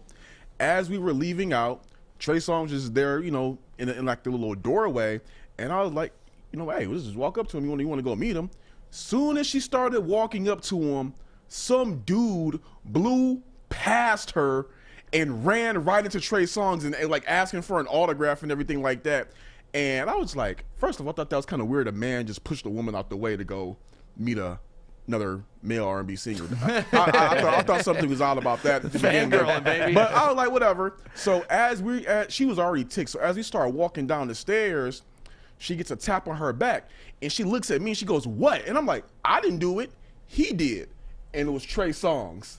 He saw the whole situation play out, and he's like, "Hey, thank you for coming out." She's like, "Thank you." She's like, "Hope you have a great night." She's like, "Thanks a lot." She played it cool until she got into the car, and she nut the F up and called all of her girlfriends. And I'm like, I'm just a dude in the car right now. Like, you can't say anything at that point. And that's the thing too. Trey Songz, because I've been around Trey Songz a couple times, and I've seen girls around Trey Songz. Like, that dude might be number one for every single girl. She played it cool until she got in the car and then lost her total shit. I was just like, I could see Kory in there. I was just like, damn, I'm just a chauffeur right now. I ain't shit. Well, yeah. Did she smash? I don't know. Maybe he might have did something slick when I didn't want to learn and slipped the number or something. Like, I don't know. That was, yeah. It all goes down in the Instagram DMs these days. You don't want to go up against Trey Songz. That lesson learned. Lesson learned. So let's do this. Let's take a quick break right now. And we had something go down in our group chat yesterday here at Woodward Sports that I think has happened to everybody in their life. And we're going to find out if it happened to you next right here on the Woodward Sports Network. I'm Drake Bell. I'm part of I hate the Bears. Hey, I'm Sean Baligian, and all our teams suck. We'll be here to soothe your sports finish. Baligian and Bell. Tap in every day, Monday through Friday, 11 to 1. Love the Baligian and Bell show right here on the Woodward Sports Network, Detroit's all-digital sports network. Make sure you're listening to them from 11 to 1 today. And then, of course, we got The Hook from 3 to 5 with Darren McCarty, Pilar, and Maz. So we got our whole lineup cracking here at Woodward Sports, and we thank you guys for watching all the shows and being a part of it. So yesterday in our group chat, a guy that works here, his name is Jesse. He's great. He does a lot of things for the network. I like to call him the cooler. If you know what a cooler is, that's exactly what Jesse is. He comes in, he calms down the room if anything's going wrong. So he fires off a text yesterday in our chat, and it's about some furniture that they're getting for a Lady Jane somewhere in the country, right? And Sean Baligian replies to it like it was addressed to him, like commenting on the color of the couch and all of that stuff. And this is a very modern couch. And if you know Sean, he's not messing with the modern couch. And Jesse replies, "Oh, my bad. Wrong thread. Sorry. Wrong thread. Sorry." And then Joey follows it up with his text with a picture attached to it. That I meant to send my homies, because I like to send pictures of good-looking women to the homies every once in a while. And we appreciate it. We always appreciate it. Alex, do you have those graphics ready to rock? You don't have the screenshots? Oh, okay. We're gonna get this ready because let me send those to you watching, real and quick. even ladies, you're gonna look at this picture and then say, "Damn, I want to be a part of this group chat." You do not want to miss out on the content and the heat that we apply. But either way, I mean, the moral of the story is that somebody sent a text that they didn't mean to send. And we just It's want to the know, worst. and you can get involved in this conversation too. 313-552-6322. Have you ever received a wrong text, or have you ever sent a wrong text mistakenly? Joey, we'll start with you. I hate to call my fiance out, but this kind of happened with my family chat. I have a chat going on with my siblings, and it's all my brothers and then all of their wives. And it wasn't too risque of a picture, but she sent me a little something, something. Ooh. And that was not sent to just me. That was sent in the group chat.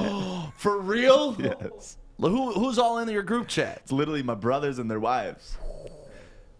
So it's like she had to text them, my sisters-in-law, saying, "Grab their phone, please delete what I just sent." She's gonna be so mad at me for saying this. That's awesome, though. Hey, Why is she Joy, gonna we be got mad at you? some nice couches out there. I can't even sleep over, Kory. Damn. Yep. So that definitely was a mistake, but it sucks though, because nowadays, like, just say I'm going to text Kory, and I type in Kory, it'll pop up Kory in the group chat that I had with Kory and Stick. It'll pop up Kory and Adam. It'll pop up Kory Woods as the third option. So you don't really know what you're sending them to, so it screws you over. Why did Justin choose a 1997 Nokia phone for this graphic? I didn't want to bring it up. That damn thing doesn't even send pictures. No, you couldn't even send a wrong text. I don't even think you could text on that motherfucker. couldn't even Only get thing you doing is play Snake. Yeah, Snake is all you could do. Justin, let's talk about this. So yeah, 313-552-6322, or send us your story. Here, Alex has the picture right now. This is what. Sorry, wrong thread. And here's Sean. I love the modern design, incredibly postmodern. Jesse says it's perfect. I said I could see that in Sean's house. And then, of course, Mike goes into detail. Are you sure about the smooth black 901, 90 deep black? And like he's talking like he knows what the hell the couch is. And then Joey follows up with this. Oh. Wrong thread. My bad. Huh? That's how your name is in my phone. What did it say? I don't even know. I thought that's how, I don't know. It's his damn name. But anyway, Joey's sending hotties like that. Wrong thread. So, You know what's funny about that too? The screenshot that you got, you even cut up her face. Yeah, like well, that's because the body's so banging. That's what you got to do. That's all I was focused on. I got it. And I don't want her to see this and get mad. I mean, she's a neck down. And where did you get that picture, Joey? I don't know. I just searched on Google. I said granny in bikini. That was what popped up. Yeah, just clear that search thread altogether right now. Just torture. I'd love to see Joey's search thread. Granny in bikini. So Kory, have you had a story like this? And Joey, I know you have another great story like this. Which one's it? Which one's that? The Oakland University girl. Oh yeah, this is a bad one. Do you have that video that we could play back? Yeah. All right, pull that up to you. and send that to Alex, because to me, Joey went the most petty I've ever seen anybody go because of a wrong text to a wrong person, and we'll talk about that coming up. But what about you, Kory? This one actually, it cost me money because I had to go with the lie. I was talking to two ladies at the same time, and Same damn time. I left one, and I thought I was texting the other one like, hey, we got to link up for dinner, blah, blah, blah, blah, blah. And when I sent that text, I can't remember how it went. It was something like, hey, I'll be there like around 9 o'clock to come scoop you up for blah, blah, blah. I was like, oh, damn, you being spontaneous? I love this. I'm like, fuck, that's the wrong one. So I had to go with the lie and then reschedule with the other one. Oh, so you have to play along with it too. Yeah, I'm like, son of a, I didn't want to see you twice in one day. Shit. She's probably looking at you like, damn, Kory must really love me. I had an experience like that too. I text a girl about her brother. She does not have a brother. And when I was talking to a couple girls, I was getting their stories confused. Like, your little brother have hockey practice today? She's like, what? I'm like, never mind. See, wrong number. That's your fault though. You can't try to dive too deep in. You got to keep it as vague as possible. Were you able to send that video? Yes. You just got to download it. Alex, did you get the video that Joey just sent? So let's preface this a little bit. Yeah, this is the ultimate wrong text. Joey, describe what happens here. Yeah, so there was a lovely lady from Oakland University, and she smelt like vanilla always in class. So I saved her as Tina OU Vanilla because Tina was her name. Got to remember where I know her from, OU. And then I knew another Tina from OU, so I need to really know who this was, and she always smelled like vanilla. So I put Tina OU vanilla. But I always tried hollering at this girl. Always. This was even before my radio career. And then I finally hear from her. And it is the night of a Nick Jonas concert that I was emceeing at Meadowbrook Amphitheater at Oakland University. And she texts me. And this is how it all went down.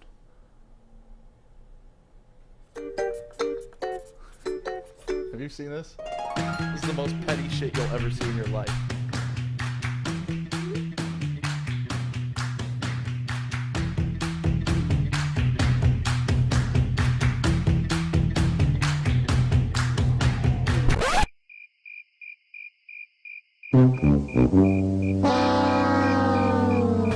Hey Tina, if only you were here today, you could have been hanging out backstage. Nick Jonas, he wanted to meet you, but he's playing.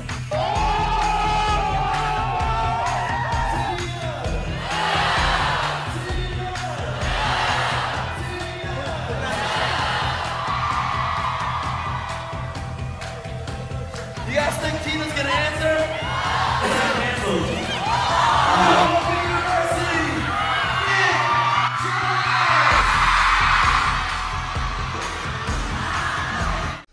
Dude, I could watch that video a million times, man. You know the you messed up part? FaceTiming her on stage. The messed up part, She blocked me on all social media. Hey, look. I'm gonna tell you right now, Joey, you are the GOAT. that is otherworldly. Wow.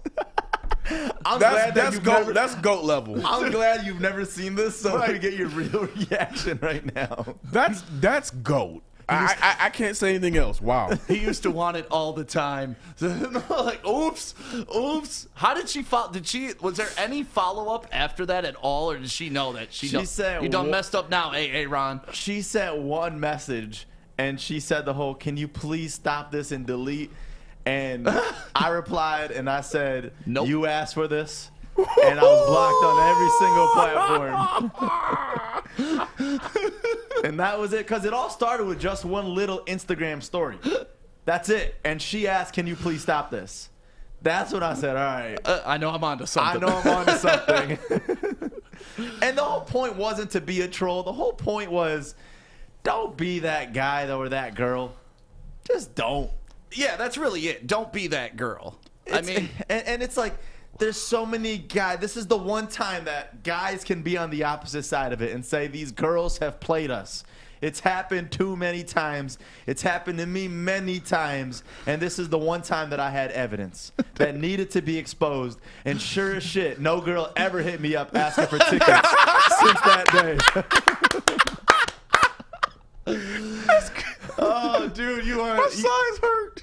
You are the MVP for real for that. Like the picture with Nick Jonas putting his hand out here too. Like this could have been. And this is the thing.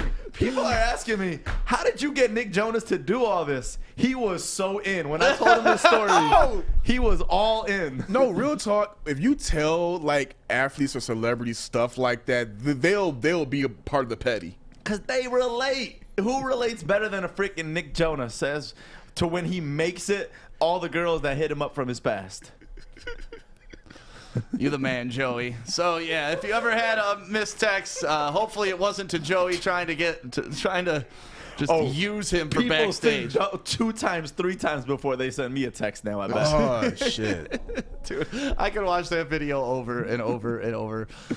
You're a legend for that one, Joey. Another legend that we got to mention, Northwestern Tech. Northwestern Tech. Go ahead, Joey. Northwestern Tech, because this is the HVAC school that works. And I'm telling you, there's no troll job here whatsoever, because this is a 10.5-month hands-on HVAC program that heating and cooling, it's something that we are going to need forever, something that we've been even working on in our studio. So heating and cooling is this industry, what I love. I mean, we're still in this pandemic, probably 17 months deep. There's been a lot of industries that have been, unfortunately, struggling because of this, not the heating and cooling industry. So northwesterntech.edu, check them out and learn about this 10.5-month hands-on HVAC program. Bridge Street Exchange, downtown Fenton. I'm trying to find me a shirt. Ooh, look at these swimming shorts. What are you doing over there, Stick? I'm trying to find me a drink. Ooh, look at these bonfire bitters. Ready for summer. Let's go. Good morning, everyone. Extra, extra, read all about it. Let's get into Joey's news. Let's go. Yeah, so let's go. It's not what Tina's saying watching this morning if she is.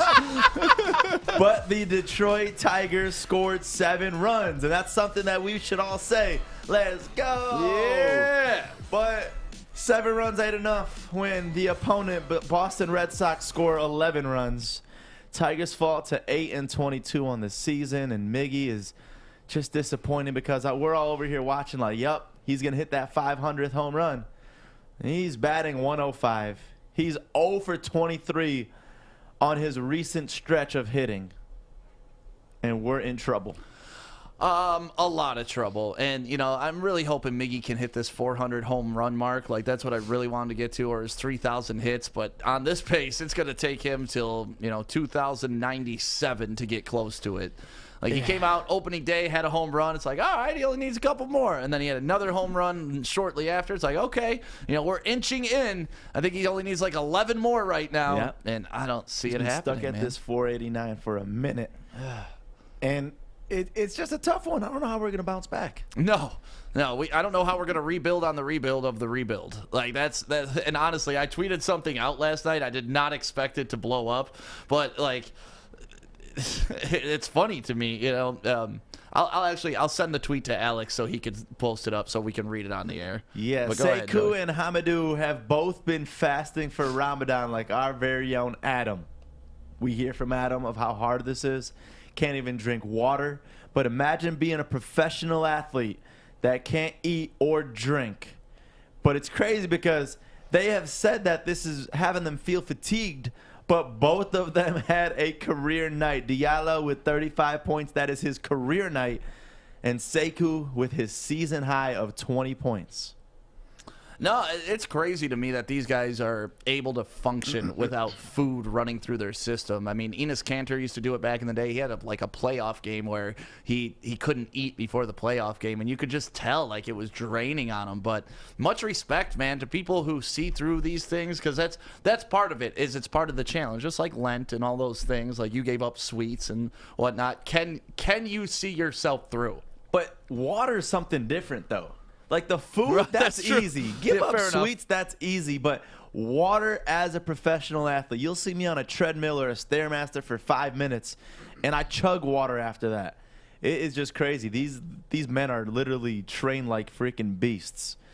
Yeah, and they're playing a man's sport, man. It's a lot of energy to produce. Yes, Steph Curry is having one hell of a season.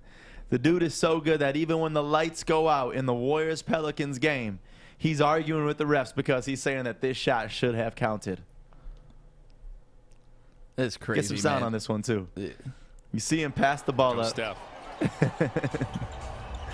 Shot. Scattered situations. Look how He the shot lights go off out. and he shoots The it. Pelicans trying to turn. That's a different way to defend Curry right there, is turn the power off when the Warriors have the ball. It's the only way you stop Curry. And how does that Wow. happen? Like just for that split second? That's crazy. Yeah, it's been back-to-back nights. It happened in the game the day before that, and now it's happening in this basketball But if you game. remember in high school, like in your gymnasium, when you'd go in there and you turn on the lights, it'd take like 5 minutes for them bitches to warm up. You couldn't just flip them on and off like that. Like they would Yeah. never flip on and off like that. Yeah. How can a whole stadium turn on and off that quickly? Right. Yeah, and then you're like, me waiting on them balls. So they warm up. It needed like a special key to turn that bitch on Right. too. So Steph has been the fastest player to reach 300 three-pointers in a season.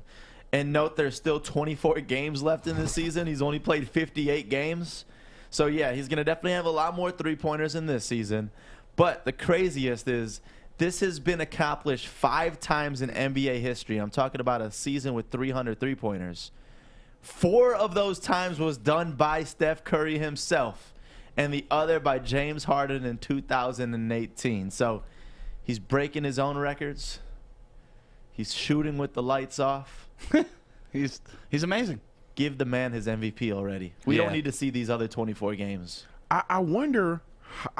He said how many games left? 24. He might hit over 400. Well over. I mean, at this point, he should hit over 150 because there's still 1/3 left of the season. Yeah. We'll find out, man.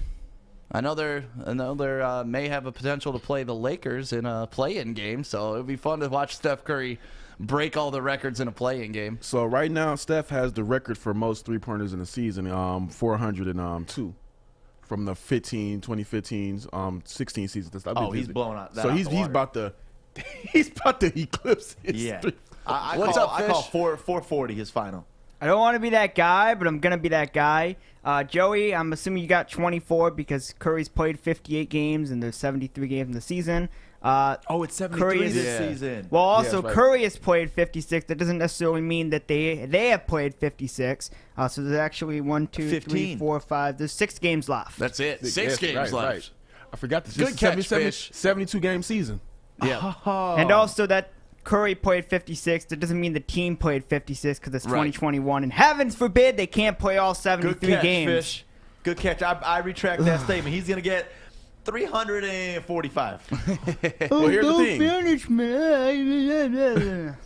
What? Give me a break. Who's that? What was that All for? the NBA players, they're talking about load. They can't play all load 72. management? Yeah. You Yeah. can't play all. Normally in Jordan's era, you would be able to say Curry played 56 games. The teams played 56. You can't do that now. That's the only one I won't go at. Because for they're all being about soft load about it. management. You know what's crazy about Jordan?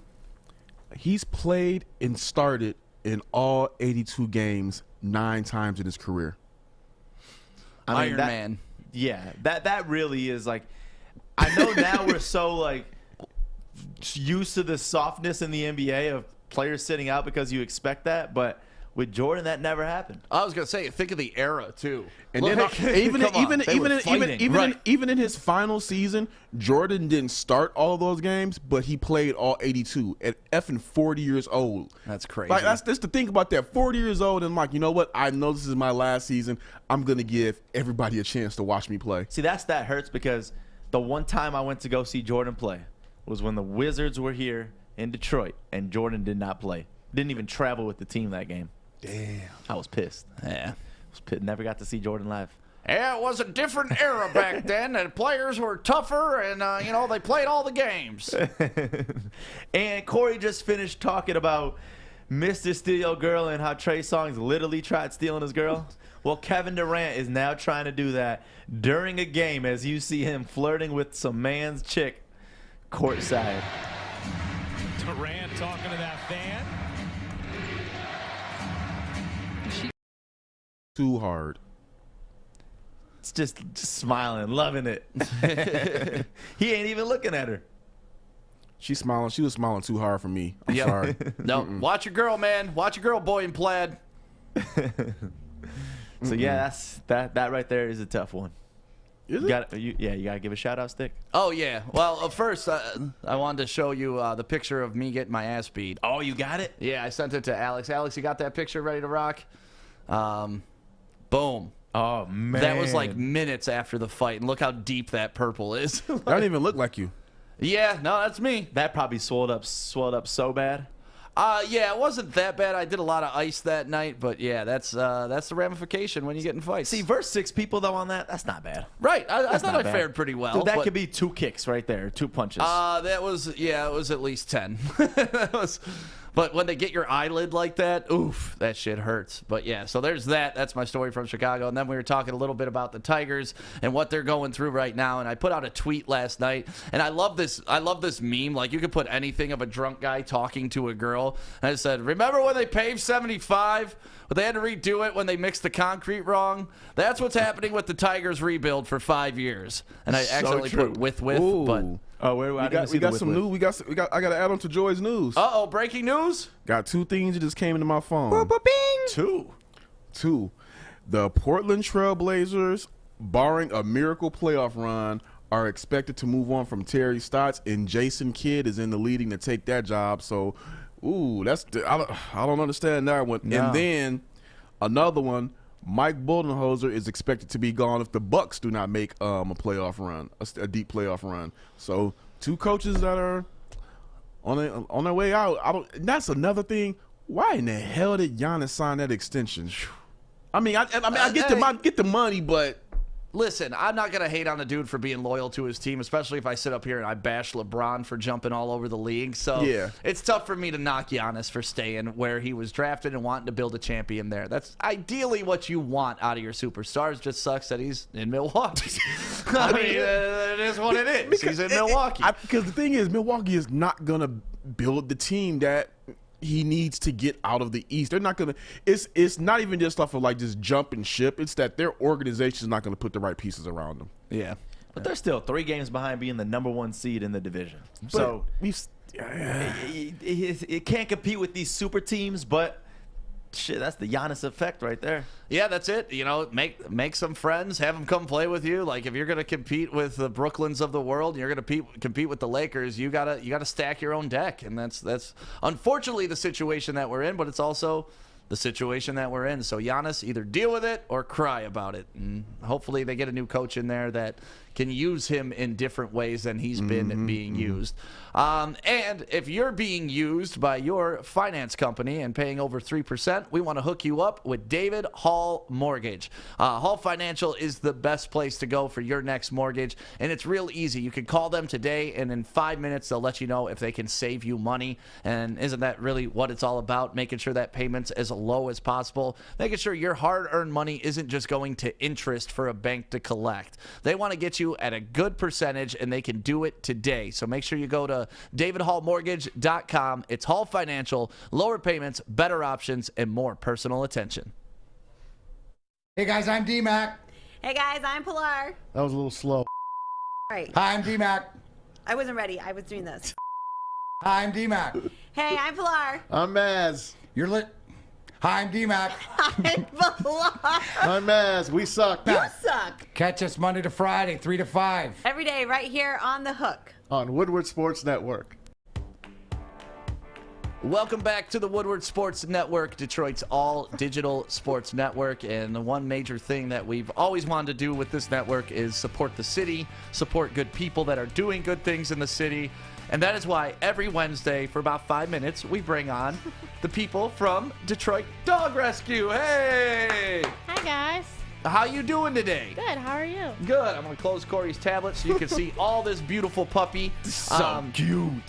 First of all, introduce yourself. I'm Bridget. I'm the operations coordinator at Detroit Dog Rescue. Okay. Today I have Lilac. She's a 10-week-old puppy.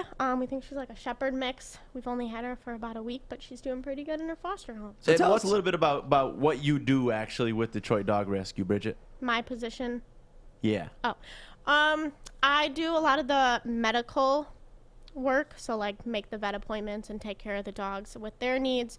I help with intake, help with adoptions, whatever is needed.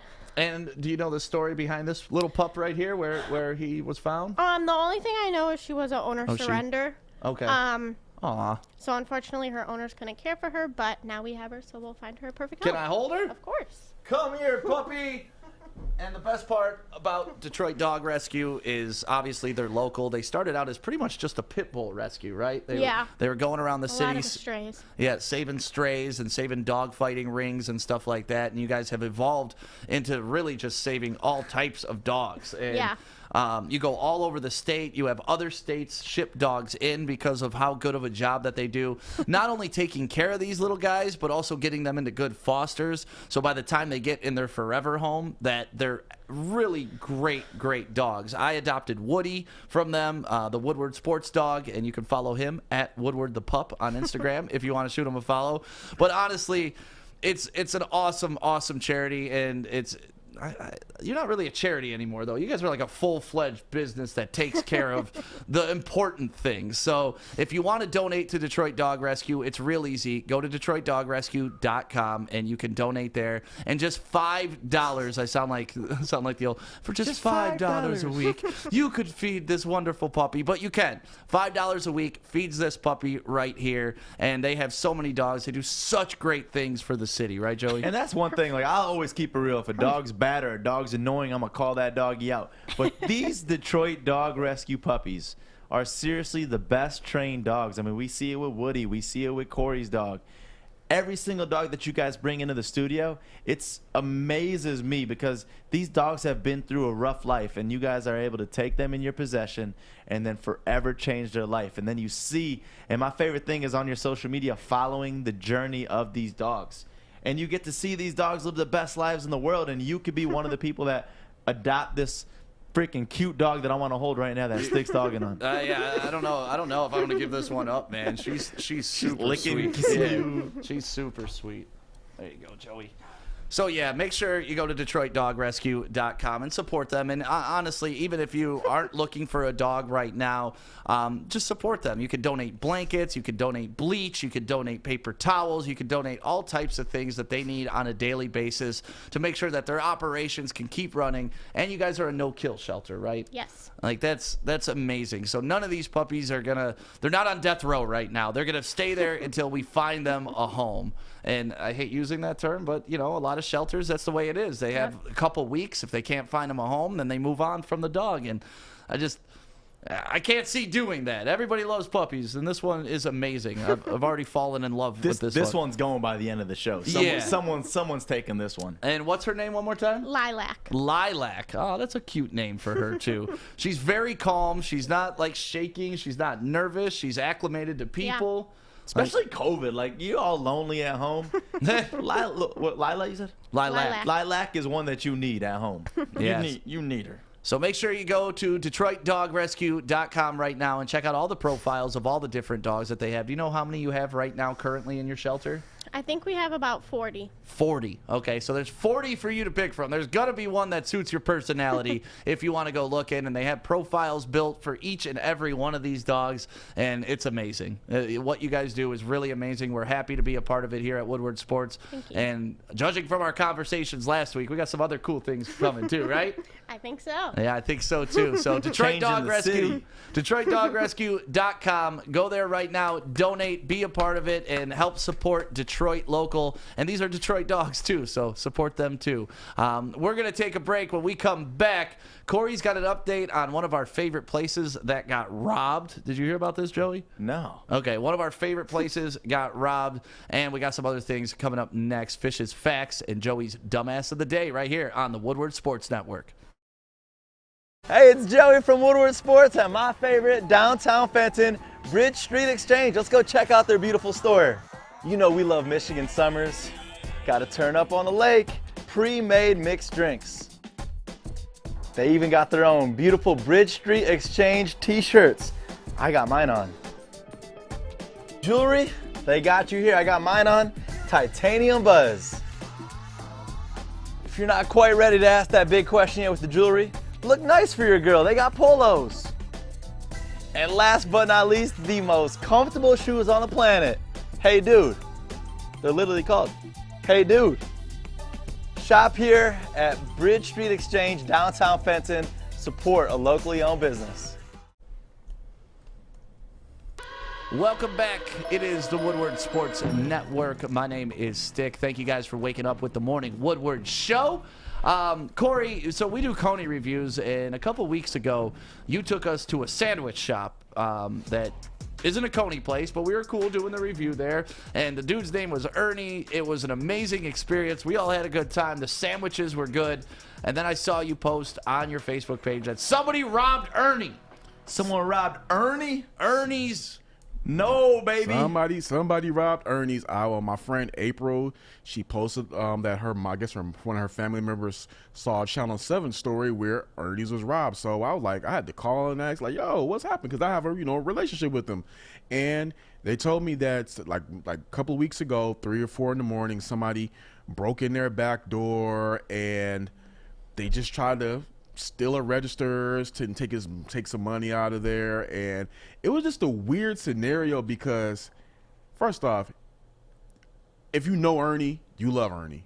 So it couldn't have been anybody that's actually met him who would do that, because his daughter, I got to go up there yesterday, spoke to his daughter, and his daughter just pretty much just said it. You don't have to steal from him. If you really needed it, he would have just opened up the register and gave it to you. So you have you talked to her daughter and you have video of that, right? Yeah. Okay. Yeah. Let's play that back right now, Alex, if you can. His interview with his daughter, and Ernie's the man. So we're thinking about you, Ernie. I'm here with Ernie's daughter, Lori. What went on, man?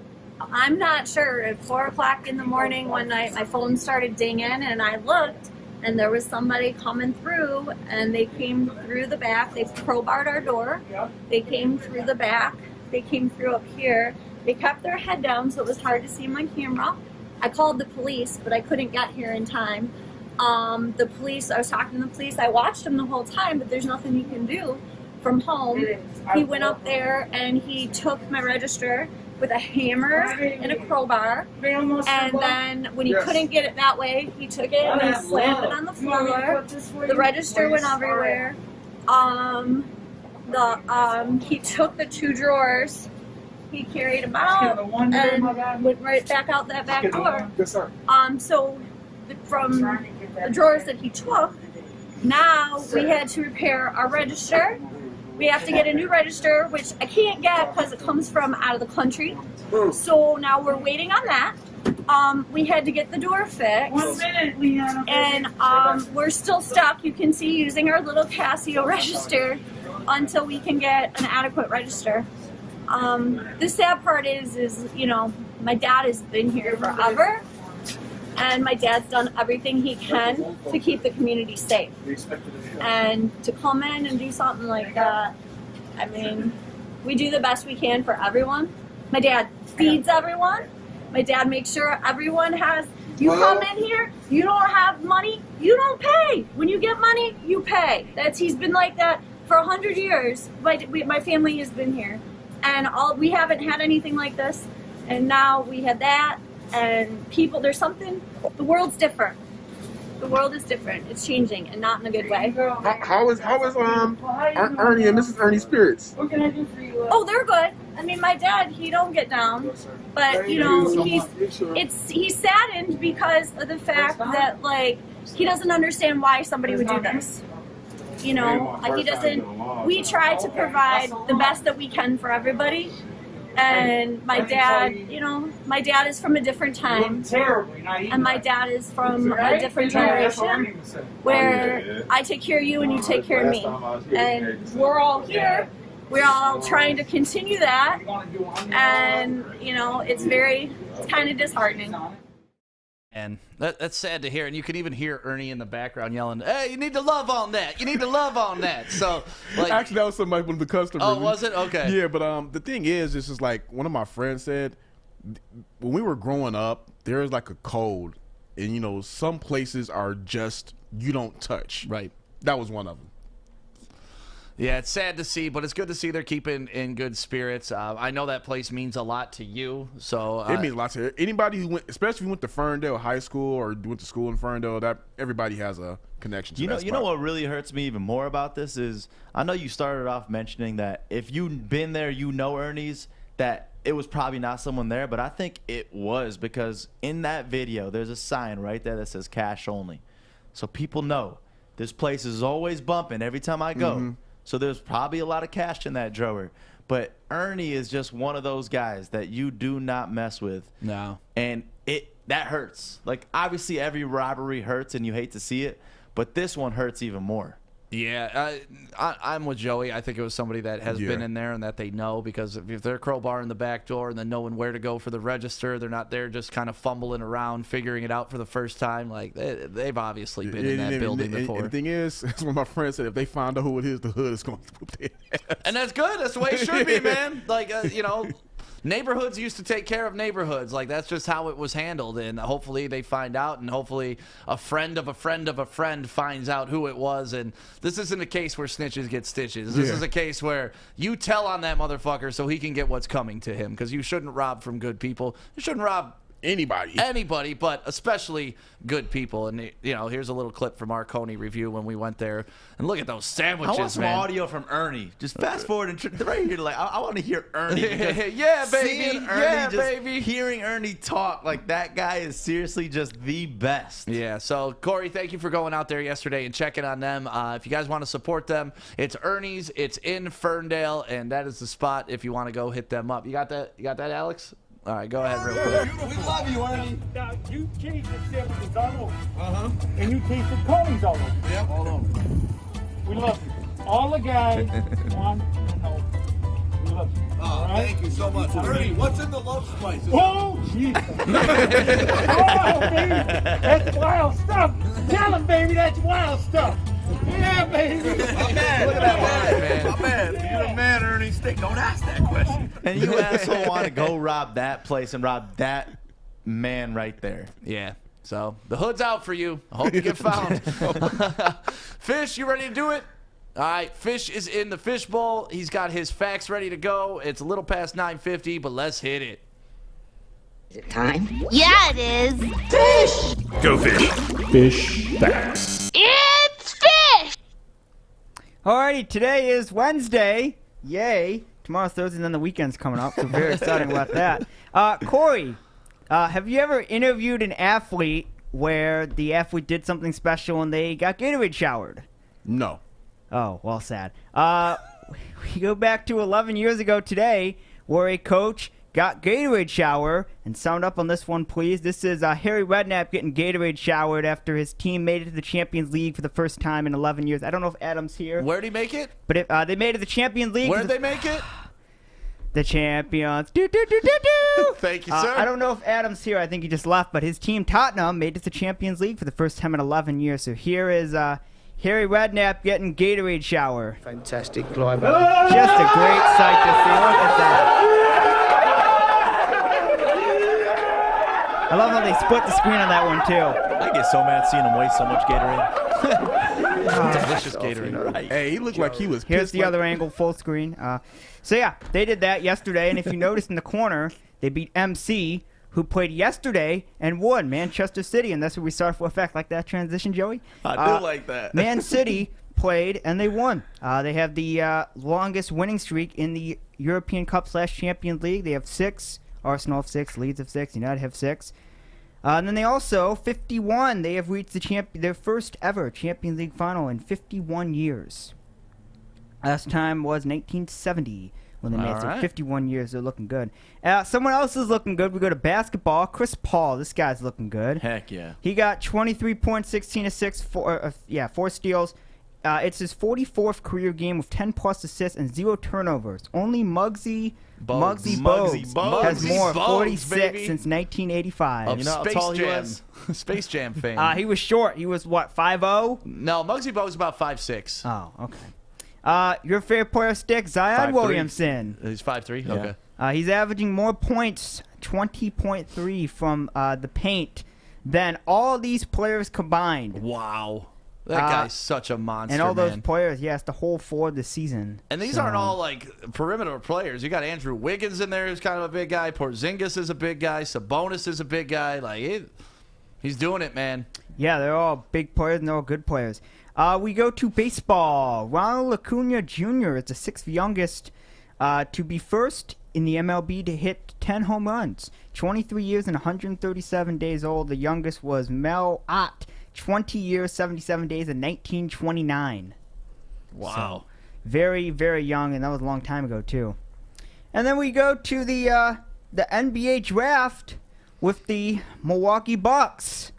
NBA draft 1969. The Milwaukee Bucks select Kareem Abdul-Jabbar, University of California, Los Angeles Center. Was he Kareem Abdul-Jabbar when he got drafted, or was no, he Lou Alcindor? He was Lou Alcindor. Okay. But he later was Kareem Abdul-Jabbar. That was some footage from the 1969 draft. Thanks, Fish. We go to 1978, where Pete Rose was the 14th player to get 3,000 hits. And he won't make it to the Hall of Fame because of drugs, so that's sad. But... Not because of drugs, because of gambling. Oh, gambling. He was the gambler. No, okay. It had nothing to do with drugs. And okay, that's one of the most tragic sports in Major League Baseball. The guy bet on himself to win. and they're keeping him out of the Hall of Fame for that. That sucks. If you bet on yourself to lose, right, that means Yeah. you're throwing the game. That means, but if you're betting on yourself to win, you should want that out of every single player that you have. And the fact that that guy isn't in the Hall of Fame is a travesty, and it's a mistake. And actually, Terry Foster was talking yesterday on his Twitter about how the Illiches are buying into a casino. And out of state, not here in Detroit, but they're buying into a casino. And it's like, okay, so we can have owners own casinos with sports books, but we can't have Pete Rose say, you know what, my team's better. Here's my money. I'm going to bet you. I mean, crap, what? Doesn't Marion Illich still own Motor City? They're partial. Yeah. Still partial. Right. But that's the thing, man. Like, what are we doing with Pete Rose, man? This is Charlie Hustle. This guy ran over a catcher in a damn all-star game. Like, he's everything that baseball should be. And there's I don't know my stance on this. This is a tough one. It really. Then you're wrong. I know where you're coming from, but I mean, it's the owners. Obviously, the owners pick whatever you want, whatever they want, whether we like it or not. But players, if they were to let them bet, even if they're betting on them, that's still the rule. They don't let gambling happen on games. I get the rules. And the rules are rules, but that is a stupid rule. Like, if you're betting on yourself to win, I don't see the Makes no problem in it. sense. It means I have faith in my team. It means I have faith in myself. It means I'm going to put out all the extra effort to make my game better. Like, I can see no negative on somebody trying to put money behind themselves. No negative whatsoever. Damn it. Thanks, Fish. Just a few more. We'll go quickly. 1989, Mike Tyson got an award, but this one's not boxing related. It's speeding related. You got a second speeding ticket for drag racing in New York. I love Mike Tyson. And then finally, today, 1995, is P.J. Tucker's birthday. Happy birthday to P.J. Tucker. Yay! Good job, P.J. Tucker. You were born. And those are the facts. We'll go to Thursday. That was mean. We'll go to Thursday with more exciting stuff. The weekend's almost here. Finals weekend. Very excited. Let's get it. All right, Joey. Time for Dumbass of the Day. The Detroit Pistons select Darko Milicic. World's dumbest criminal. Well, so much for me calling him savvy because he had no idea where he's on the field. When he crosses too many timeouts, it's a technical foul. Dumbass! Clap it up for Ben on that. That's a great new intro, Ben. Great new Good job, intro. buddy. Really stepped your game up. Love that. I got two, all right? And we're going to keep the first one on the sports topic. This is, I think it was a gender reveal. Am I correct? Yes. A gender reveal. Look how many times they missed this. Yeah. All we know is the kid will not be a baseball player. Look at this guy. Even the wife's getting pissed. Like, Right. come on. I love the lady in blue that dodges every time, too. Like, she just flinches. Man, at some point, they should have just got a T-ball stand and just, all right, here. Right. Or don't do that if you know you can't hit a damn ball. Right. And another one, and I don't think I have to say this, but apparently I have to. Do not call your judge a bitch during online court. Really? Sweat, and I don't do T-shirts in my courtroom. I'm at a construction I don't care site. where you're at. You're in my courtroom right now. Do you understand? Yes, sir. All right, when you come to court, you dress for court. Because in my court, if you don't dress for court, I'm going to dress you. Which means I send you Wayne County Jail, they dress you. Now, do I have to do that? No, sir. That's bold because it's just court and we all at home. I doing suggest court. you That's shut real your bold. mouth and not be involved in this case, or you're going to end up locked up. That's fucked up, bitch. Only in Detroit, baby. Only in I love Detroit. it. And shout out to Metro Detroit News, by the way, for that video right there. I love following them on Instagram, but only in Detroit. What is that judge going to do? Literally send someone to your house at that moment? Like, for real, honestly. That's the beauty of these Zoom court cases. Oh, I know. I just sat through one a couple weeks ago. It was awful. Awful. They can't just, all you got to do now is just wear a nice shirt. Yeah, I know. Like you don't couldn't even just have to wear pants. Yeah, exactly. You couldn't just put on a nice shirt. Right. I'm blaming the people. Blame the people. Yeah, that judge did kind of have an attitude, but you can't call a judge a bitch. You can't. I mean, you can. It's just not going to work out well. What you thinking, Kory? I see your wheels turning. Okay, look. I've been in front of judges more times than I really want to admit, but I've had some unfair things go my way, but just never thought in my life to, let it actually come out and call the judge a bitch. Did I think there were one? Yeah, you know what's kind of funny? That judge ended up getting arrested for drunk driving with his punk ass. So he was a bitch. He was a bitch. Thank you guys for waking up with the Morning Woodward Show this morning. We're on every morning live from 8 a.m. till 10 a.m. on YouTube, Twitch, Twitter, and of course Facebook. Thank you guys for being a part of the conversation. Make sure you follow us at Woodward Sports and make sure you download the app today. Have a great Wednesday. We'll be back on tomorrow, and we're 2 days closer to the weekend, right, Fish? Yeah, clap it up, buddy. Have a great Wednesday, everybody. Happy Cinco de Mayo. Hey! Feliz Cinco de Mayo. Te amamos. Don't drink and drive, Judge Tabby.